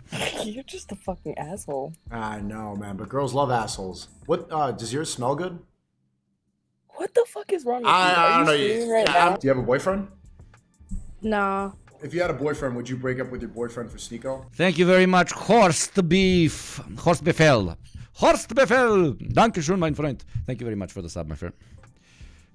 Nah. If I have a boyfriend, I really fuck with him, so I couldn't leave him for you. But you don't have a boyfriend, so. But that was a hypothetical question. And thank you, Top G420. Thank you very much, Top G420, for the sub. Welcome back. Question. True, the gift sub. You can see he clearly drives them wild, which is, I wouldn't expect anything less from my king, my god king, Sneak. Oh. Sneako's next trick that I think you should use on a first date, probably, is trivia. Can you name 3 countries besides the United States of America? 3 countries besides the United States of America? Correct. I've seen this before. 100% this dude watched videos where people couldn't say any countries except the United States of America. So he Googled. He literally went like this. I don't know how much you can see. Well, let me zoom. He probably, this is Sneako after watching one of those videos where they make fun of Americans. Countries except America. What the fuck? That's a lot of colors. What are these supposed to be? It's like where you're if you know the Kardashians, you can't name 3 countries. No. I'm just wondering if you can. You got this. You got this? No, just 3 countries. Blood. Average moist critical fan. You're fucking weird. Man, you snort like a slut. You're fucking weird. Can you name 3 shapes? If you can't name Diddy or Epstein, or can you just tell me?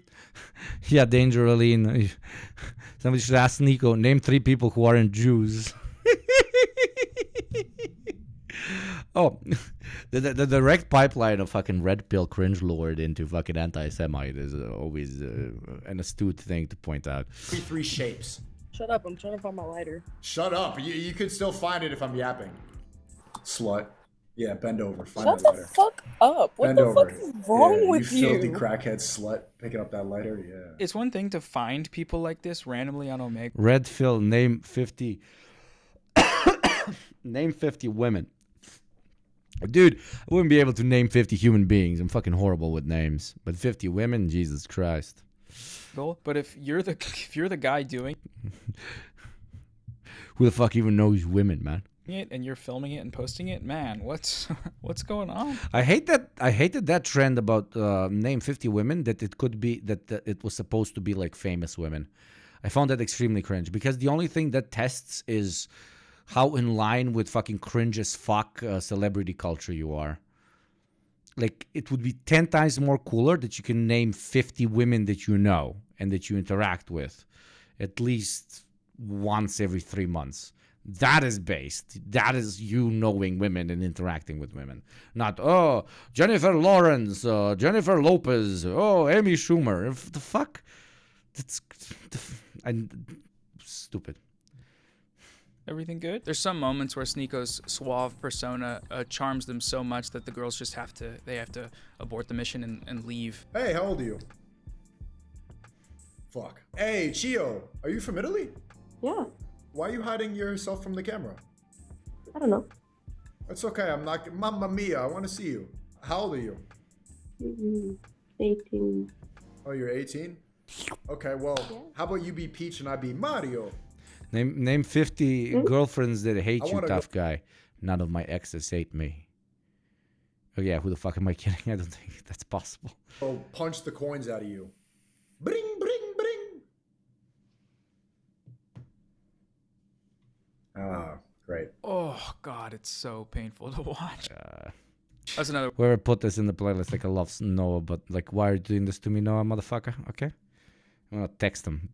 One of the things, asking someone's age immediately and then following it up by, do you have a boyfriend? Why else would those questions be asked immediately and in that succession? Girl, me boy, you girl, me boy, you legal girl, me boy, date you girl, me boy, sleep with you girl. Hello, my hair's messy, so I'm wearing a Jedi hoodie. This video is sponsored by Surfshark VPN. Let's talk about it. When you connect to the internet, Surfshark VPN will keep you safe by encrypting your information. If your internet service provider or any other sorts of creeps want to see what you're doing, they won't be able to. If you're using public Wi-Fi or unknown networks, Surfshark will give you protection and privacy, which, wow, who wouldn't want such a thing? Surfshark also lets you change your location to gain access to content like websites, shows, and movies that are unavailable in your country. It's also nice to use while traveling because you can connect to your home country at any time. So whenever you open up your computer, you'll feel... I really wanted to text Noah and be like, go fuck yourself for making this video, but his name is weird to search. We chatted like 100 times before, but where the fuck can I find him? right at home, which is what traveling is all about. There's some other great features too, like Surfshark Alert, which monitors your personal data to protect your identity, Surfshark Antivirus, which can scan your device to keep it virus-free, and Surfshark Search, which lets you browse the web without a trace and totally avoid personalized ads. Go to surfshark.deal/Samson or click the link in the description to get a great discount, which is 3 whole months of Surfshark for free. Amazing. Okay, back to the video. Another one of my favorite Sneako flirting tips is asking girls to take their hats off to see their hair, and then when they say no, just keep asking and being just weird about it. Do you have hair or do you have a fade like me? Do you have the same haircut? Oh no, I have hair, but it's just like fucking, it's curly, and I want my greatest failure in life is basically having the same haircut as this fucking schmuck.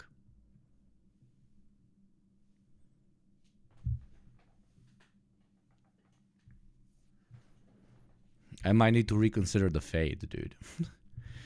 to say for the wet, so the shrinkage, it made it like, it's like to my head. Can I So see? I just have my hood on.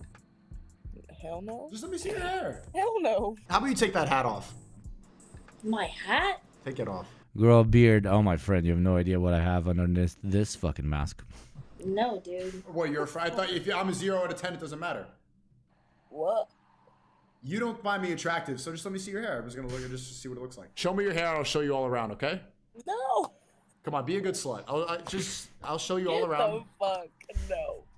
Okay. That's when she left. I don't know why though. He was killing it. It's like impressive that she stayed for so long. Why the fuck did she stay for so long? Now I'm blaming the victim. Oh, give me shit, but okay, I'll blame the victim. Why did she stay for so long? One way to try flirting is to just kind of playfully insult someone if you have like a repertoire. Like that was masochistic as fuck. Like, Jesus Christ. Yeah, Noah, if you're watching a clip of this, go fuck yourself. I'm starting beef with you. You incredibly handsome, incredibly smart, kind piece of shit motherfucker. Seriously, why did you make me watch this, dude? What the fuck why did you made 125,000 people watch this. Блядь.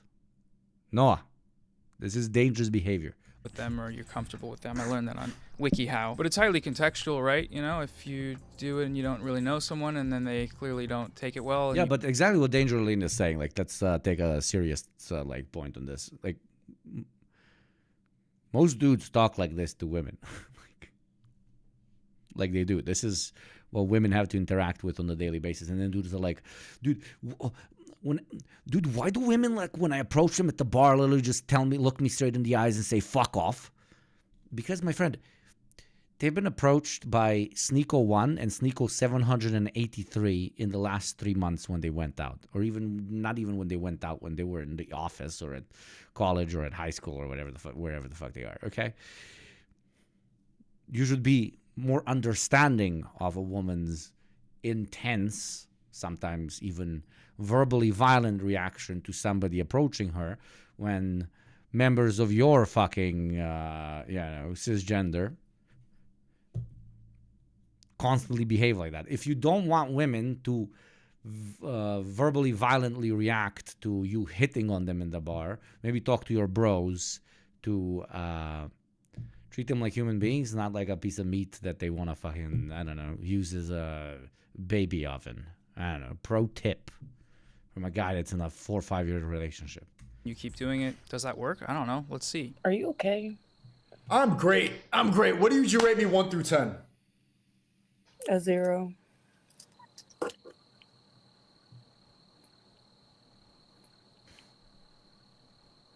There's a lot of moments that remind me of middle school in this stream, and not just some of the girls that he's talking to kind of weirdly, but the things he asks them to do. Bite that Pikachu ear from me. Bite Pikachu ear from me. Come on. Kiss Pikachu. Kiss. This is a very young woman. This is weird. I don't know, that is not because she's holding a Pikachu, but that looks like a very young woman. Uncomfortably young woman. It's going from haha funny cringe into fucking weird territories that I don't want to touch on. Pikachu. Mwah. Kiss Pikachu for him. Money, kiss it. Fuck no. Yes. Come on, Money. Oh no, only nigga I kiss is my man. Okay, finger it a little bit with 2 fingers. Whoa! We can't violate Pikachu. What the fuck is going on? It's just a little stuffed animal. Why are you being weird about it? You're being weird about it. Yeah, man, what are you doing? Peak content, my brothers and sisters. Peak content. This is how we make content. You have Pikachu? You should fuck it. You have a doll, you should fuck it with fingers. I remember being in middle school. I remember thinking any object, if you just... Yeah, but no, he never fucking left middle school. That's his whole fucking gist. Because the average age of people watching him is 12. And I'm not even concerned about those 12-year-olds because... just like libertarian ideology that we talked about previously, you grow out of this. Like, you literally, like, it's all like you need to be an imbecile to not grow out of this. Fucked it. It was a good bit, and perhaps that's harsh. You know, it's his form of comedy, and so you take creative risks in comedy, and sometimes they don't work out. Or not everyone's gonna like him. I think his Rumble audience loved it. So I'm just talking shit. I'm just being a hater, which is kind of my job. But audience, please recognize that I'm hating because it's my job, and you don't have to hate it. If we put it in context of his Rumble audience, which is probably mostly teenagers or younger people, this behavior makes more sense for someone that's my age to be doing on a live stream. But how far does that excuse extend? I don't know. One of these non-consenting, probably underage girls that popped up on his stream mentioned his appearance on the Moist Critical channel on Charlie Penguin Zero's channel. Okay, wait. This is my question for you. Your opinions on Moist Critical. I saw you on his channel, so you kind of made like a feature on there. Yeah, I did. This is, of course, one of the biggest YouTubers on the platform, kind of just making fun of Sneeko and being like, hey, you're kind of being a weird guy. You started shit with me by insulting me and my girlfriend out of nowhere, so naturally I responded by making fun of you in return and showcasing the reasons why I don't respect He you. even But made fun of his unfortunately, I fucking failed to girlfriend? What the fuck, you stupid fucking cunt. calculate just how much of a sensitive fucking loser you are. But it's really funny to watch how he responds. Dude, Sneeko is the definition of a fucking little fucking midget motherfucking cockroach. All the words I want to use are against TOS, so I'll just stop. When she brings that up. Tell me one opinion that he has that you like. I don't watch him like that good, but I don't know. There's some good videos of his. Okay, so you listen to him talk regularly, correct? Not regular, but like every now and then. What's one thing he says that you like? I don't know. I just like how he's low-key kind of like intelligent. Or what has he said that's intelligent? What point are you trying to prove right now? I'm just asking. I don't know. I don't remember any of his points, but I'm just saying I saw you on his channel once. He goes on to Rando 1, 2, 3. Sneako needs to be unironically sent to a mental asylum. Like he's the definition of like a downward spiral, like a literal downward spiral. Yeah, but re-litigate the beef through this just random Omegle person. So you think he's intelligent, but you don't know one thing that he says. You can't name anything that's smart. That's crazy that you can listen to somebody and have opinions about something, say they're studious and intelligent, and you don't know like one thing they've ever said that's funny or smart. The one thing that I could think of was like, it's a mag, it's not a clip, buddy pal. Hey, I'm from New York. New York niggas say clip. That's what we say. It's clip. Okay. All right, man, you got him. Don't worry. You won. Don't worry. It's all good. We saw the recurrence of the bot label being used towards everyone that isn't him. Anyone that doesn't like me is an idiot. Anyone that owns me online is dumb. And if you like them, that means you're an idiot and dumb as well, and a programmed robot. You're vaccinated, right? Am I vaccinated? Yeah. Vaxxed? There you are. Vaxxed? Oh my god. I have a Vaxxed? Yeah, you're vaccinated. See, Vaxxed? Politico Moist Critical is like vaccinated Vaxxed? content. You know what I mean? So you're unvaccinated. I love how the people that scream vaxxed act like the definition of what they think people who are vaxxed with the chips would behave like. They're literally vaxxed. Exactly. I'm schizo, autistic, unvaccinated, racist content. That's what I am. Nice. Vaxxed? Nice. But it's fine. How old are you? Man, I'm so glad I'm gonna go out after the stream and just like actually talk to normal people. No, of course, chat. You guys are normal, so thank you for being here with me. Like streaming without an actual chat, I think would be quite literally impossible. Impossible. Because imagine like handling this alone. It's you guys that, like fucking balance out the radioactive material, which is what I'm consuming here on the daily basis. Thank you very much, Mighty Max, fucking legend 66 for the gift of subs. Спасибо, товарищ большое. I ain't 20. Last thing I want to touch on is where Sneako gets a little bit political. He starts talking about Zionism. So Zionism is a political ideology where people believe that the space of Israel is theirs. They're the chosen people, so they deserve this land, and it doesn't matter what they have to do. They will stopple, they will get rid of houses, they will genocide. Please stop talking about Zionism. God fucking damn it. The second you talk about Zionism, you take the anti-Zionist movement back by 150 fucking years, you fucking cunt schmuck.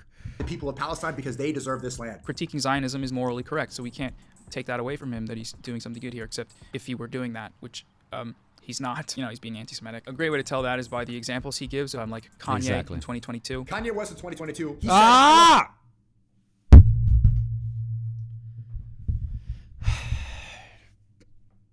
Hitler because I love everybody. When he said that, guess what happened? They removed his bank account. Or the widely criticized as anti-Semitic goblins from Harry Potter. They were goblins, right? They were goblins. The bankers in Harry Potter were goblins. They were small, they were short, and they hunched over, and they looked like this.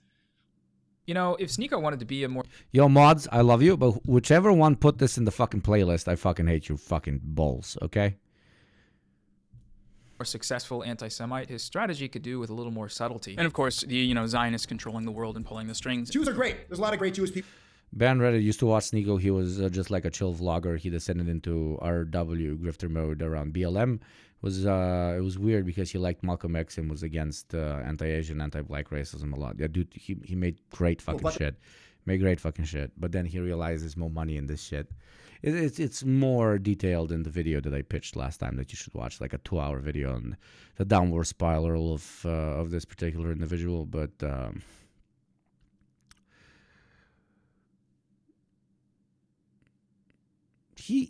dude, it's not that fucking complicated, man.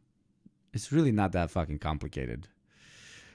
He was a seriously unserious person with a whole lot of fucking complex baggage.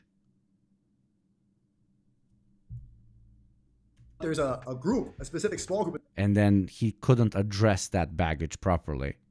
And he went down a reactionary fucking rabbit hole. That's it.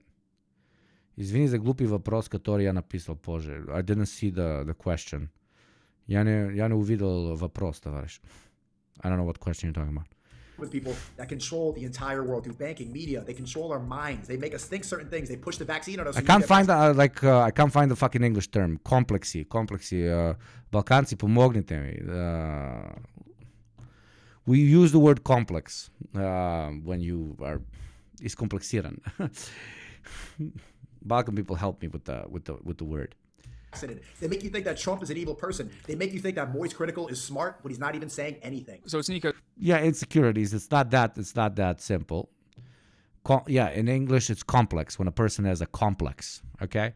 This guy had a serious complex about being biracial, about not being able to find his place in the world, about being a content creator that was always not huge, but not small. Somebody who never ended up, quote unquote, blowing up, but still was decent and could be happy with what he had. A guy who both wanted to appear cool and edgy, but never wanted to politically educate himself, etc., etc. It's like a massive heap of contradictions that at one point lead you to two potential paths. Either you address these contradictions and you grow as a human being, or you jump head into these contradictions and you become a unhinged reactionary cringe lord, which is this dude. What I was doing here is being anti-Semitic, talking about Jews controlling the world, praising a guy that said, Я просил вас, почему по моему товарищ, don't give me this shit. По вашему мнению, многие наши люди из бывшего СССР сегодня голосуют за AfD в Германии. I talked about this previously, like it's second or third generation immigrants in particular countries that start to identify more with the local population, with the domestic population, with the Germans, with the Austrians, with the French, with the British, than they do with other people who are immigrating. 99.9% of the time, people from parties like the AfD, the leadership, do not identify your second or third generation immigrant as a fellow Deutsche or a whatever, but you are a decent pathway and a very good electoral body that can lead into future election wins.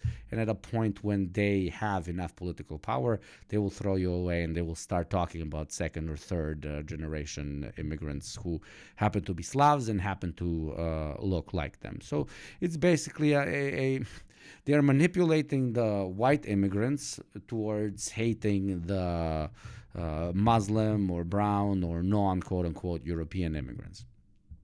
And a lot of people bite into this because of the self-orientalizing nature of wanting to belong. In a very weird way, if you really want to belong in a country, you have to share in the bigoted opinions of that country's dominant majority population. So the real way for you to become a German, as for example a Polish person or a Ukrainian person or a Russian person, is to start hating the same people that the Germans are hating, while very politely ignoring that they are also hating Polish and Ukrainian and German peoples. You're just like a decent pathway towards electoral wins because they can't ignore immigrant populations, even if it's second or third generation, because it's a very large part of the country and they want to win votes, right? So when they concentrate on identity in the beginning, they concentrate on the white identity. But at one point, they will kick you out as well, right? Just as the Germans being a great example, they addressed the communist first, then they addressed the Jew second, and then they started addressing every other quote-unquote minority in their country. And then they started addressing the quote-unquote minorities of Europe in general, and they started massacring the Slav as well. It's the whole, I didn't speak up when they came for this, and then there was nobody left to speak up for me. That's the classic response. That is one. And the second is some of them, and it is known that some members of the AfD in particular, they don't necessarily hold that much weight on the German identity in comparison to white identity. So that's why, for example, American white supremacists will, including German white supremacists, will often say like, we're not against immigration, we're only against the immigration from people that we do not identify with. So the far right sects differ on this, just like we differ on, hey, should we have state capitalism or not, etc., from the progressive movements. So some right-wingers will say, no, dude, we need like a shit ton of French immigrants, Polish immigrants, whatever the fuck, over to the States, but so that we can outbreed the browns and the blacks, etc., While some others are like, no, man, what the fuck? We're a Anglican nation, fuck breeding with the French or the etc., Basically, there's different schools of thought. So, yeah, the answer to why a lot of people from the ex-Soviet Union end up voting for AfD in Germany, two reasons. Because some people in the AfD will consider thinking that they are fellow Germans only because they're white, the immigrants from the Soviet Union, ex-Soviet Union areas. And number two, the bigger majority, in my opinion, are people in the AfD who quite literally just think it's a step. Like, we can manipulate these stupid Slavic dogs into voting for us so we get in power, and afterwards they're going to use the same rhetoric against them to get even more domestic German votes. That's it. Thanks, my brother, because your opinion is way more smarter than my basic view, because I am still learning politics. You helped me a lot to speak to my dumbass AfD voting surroundings. Thank you. Oh, no, dude, don't worry. The best thing you can tell, like, Slavs that vote for AfD is tell them that historically, us Slavs have had much more in common with the people of Ghana, of Vietnam, of Argentina, than we have had with Western Europe. We only happen to be in Europe, but our experiences throughout the past 2 millennia were far closer to those of struggling people than those of empire. That is number one, to play on their like ethnic identity, and number two is, dude, the German doesn't see a big difference between you and somebody from Pakistan. Okay? The only reason he is telling you to vote for them now is because you're a useful stooge. That's it. You know, word for word, I love Hitler. I'm done with the classifications. Every human being. That's the sad part about being fucking Eastern European. Like, we were on the right side of history, like 80% of history. And you know how difficult that is to be whitened on the right side of history? Yeah, it's not easy. And yet now, like, everything we want to be is be Western Europeans. Instead of being very proud of not having done that. In a microcosm, for example, Serbia literally did unhinged, disgusting fucking shit during the Yugoslav wars, and literally pissed on the fact that they were on the right side of history in both world wars, and showed incredible bravery and incredible anti-fascist mentality, etc., etc. And now with Israel, which has nothing to do with Judaism, just like the government of Serbia back then, or the government of Croatia, or the government of Bosnia. It's nothing to do with Bosnian or Serbian or Croatian culture. Now Israel, because of like 10 fucking dudes thinking that a colonial project is a fucking smart fucking idea, are going to paint in the eyes of so many pre-anti-Semites or current anti-Semites the entire Jewish people as inherently bad or evil, after they have suffered so much, both in the Holocaust and millennia before then. It's a sad fucking scenario, man. You have a people that have struggled so much, and now they are the new fucking bad guy. Same with the Yugoslav war, same with fucking the Zionist prick, same with everything. It's a cohort of ideologically brainwashed fucking fascist gorillas pushing a whole people down a path that they will regret for the next millennia.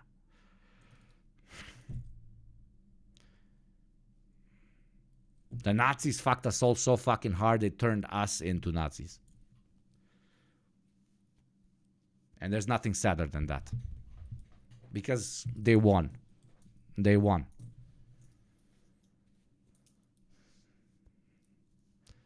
They made the Serb kill a Croat because a Croat was a Nazi back then, turning him into a Nazi. They made the Jew kill a Palestinian because they don't want to be weak anymore, and they don't want to, quote unquote, have another Holocaust.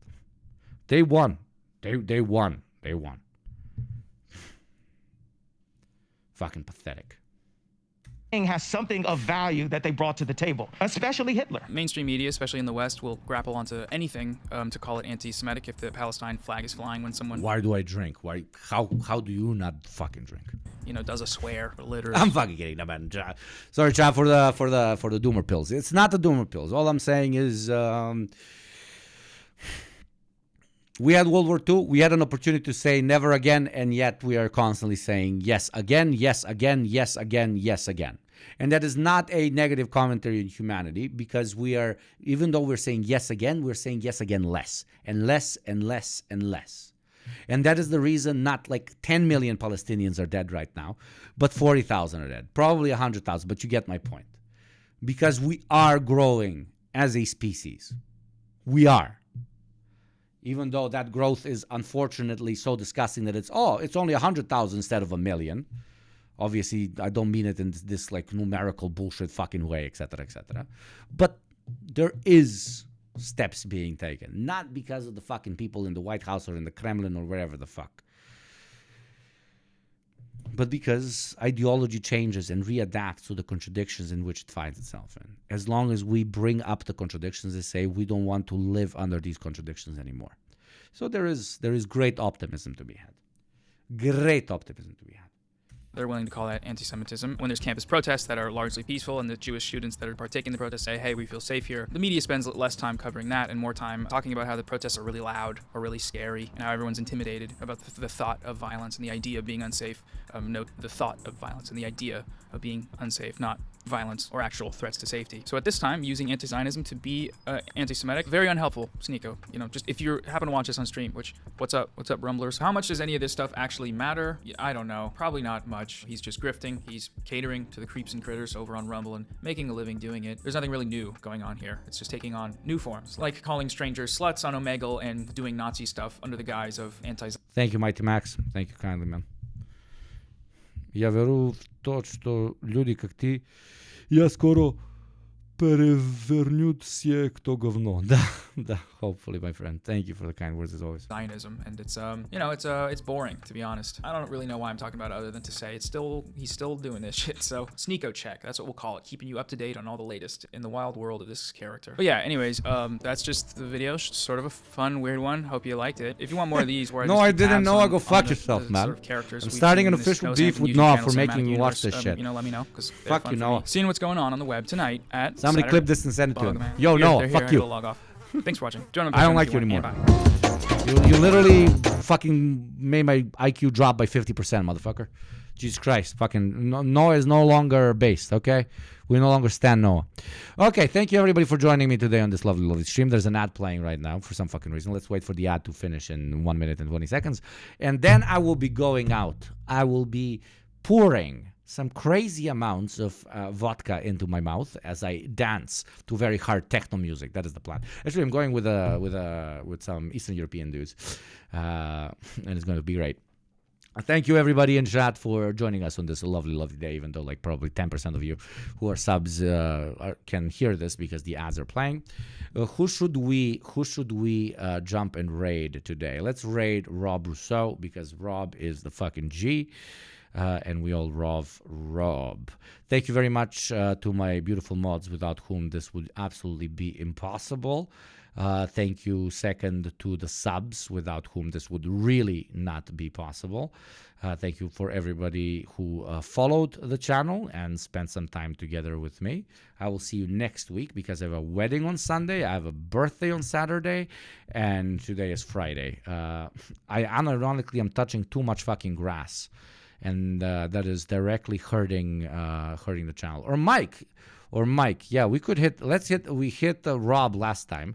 Let's hit Mike right now. Even though Mike never fucking hits me, that piece of fucking shit. That one of the smartest people on this fucking platform. That motherfucking cunt absolutely never raids my fucking ass. So Even though now everybody's over on the Hassan stream, we don't really have many motherfuckers up in here. I want you to go and be as loud as fucking possible. Rating Mike. Thank you again for coming. Go join the Discord channel. It's a 4,000 people strong Ugopnik bar. And have some fun. With that being said, go say hi to Mike, that fucking non-rating piece of shit. And I love the dude. The dude's fucking brilliant. Okay, bye. Thank you. Let's all go and do very stupid shit out in the grass-touching world. Bye-bye. Thank you to all the subs.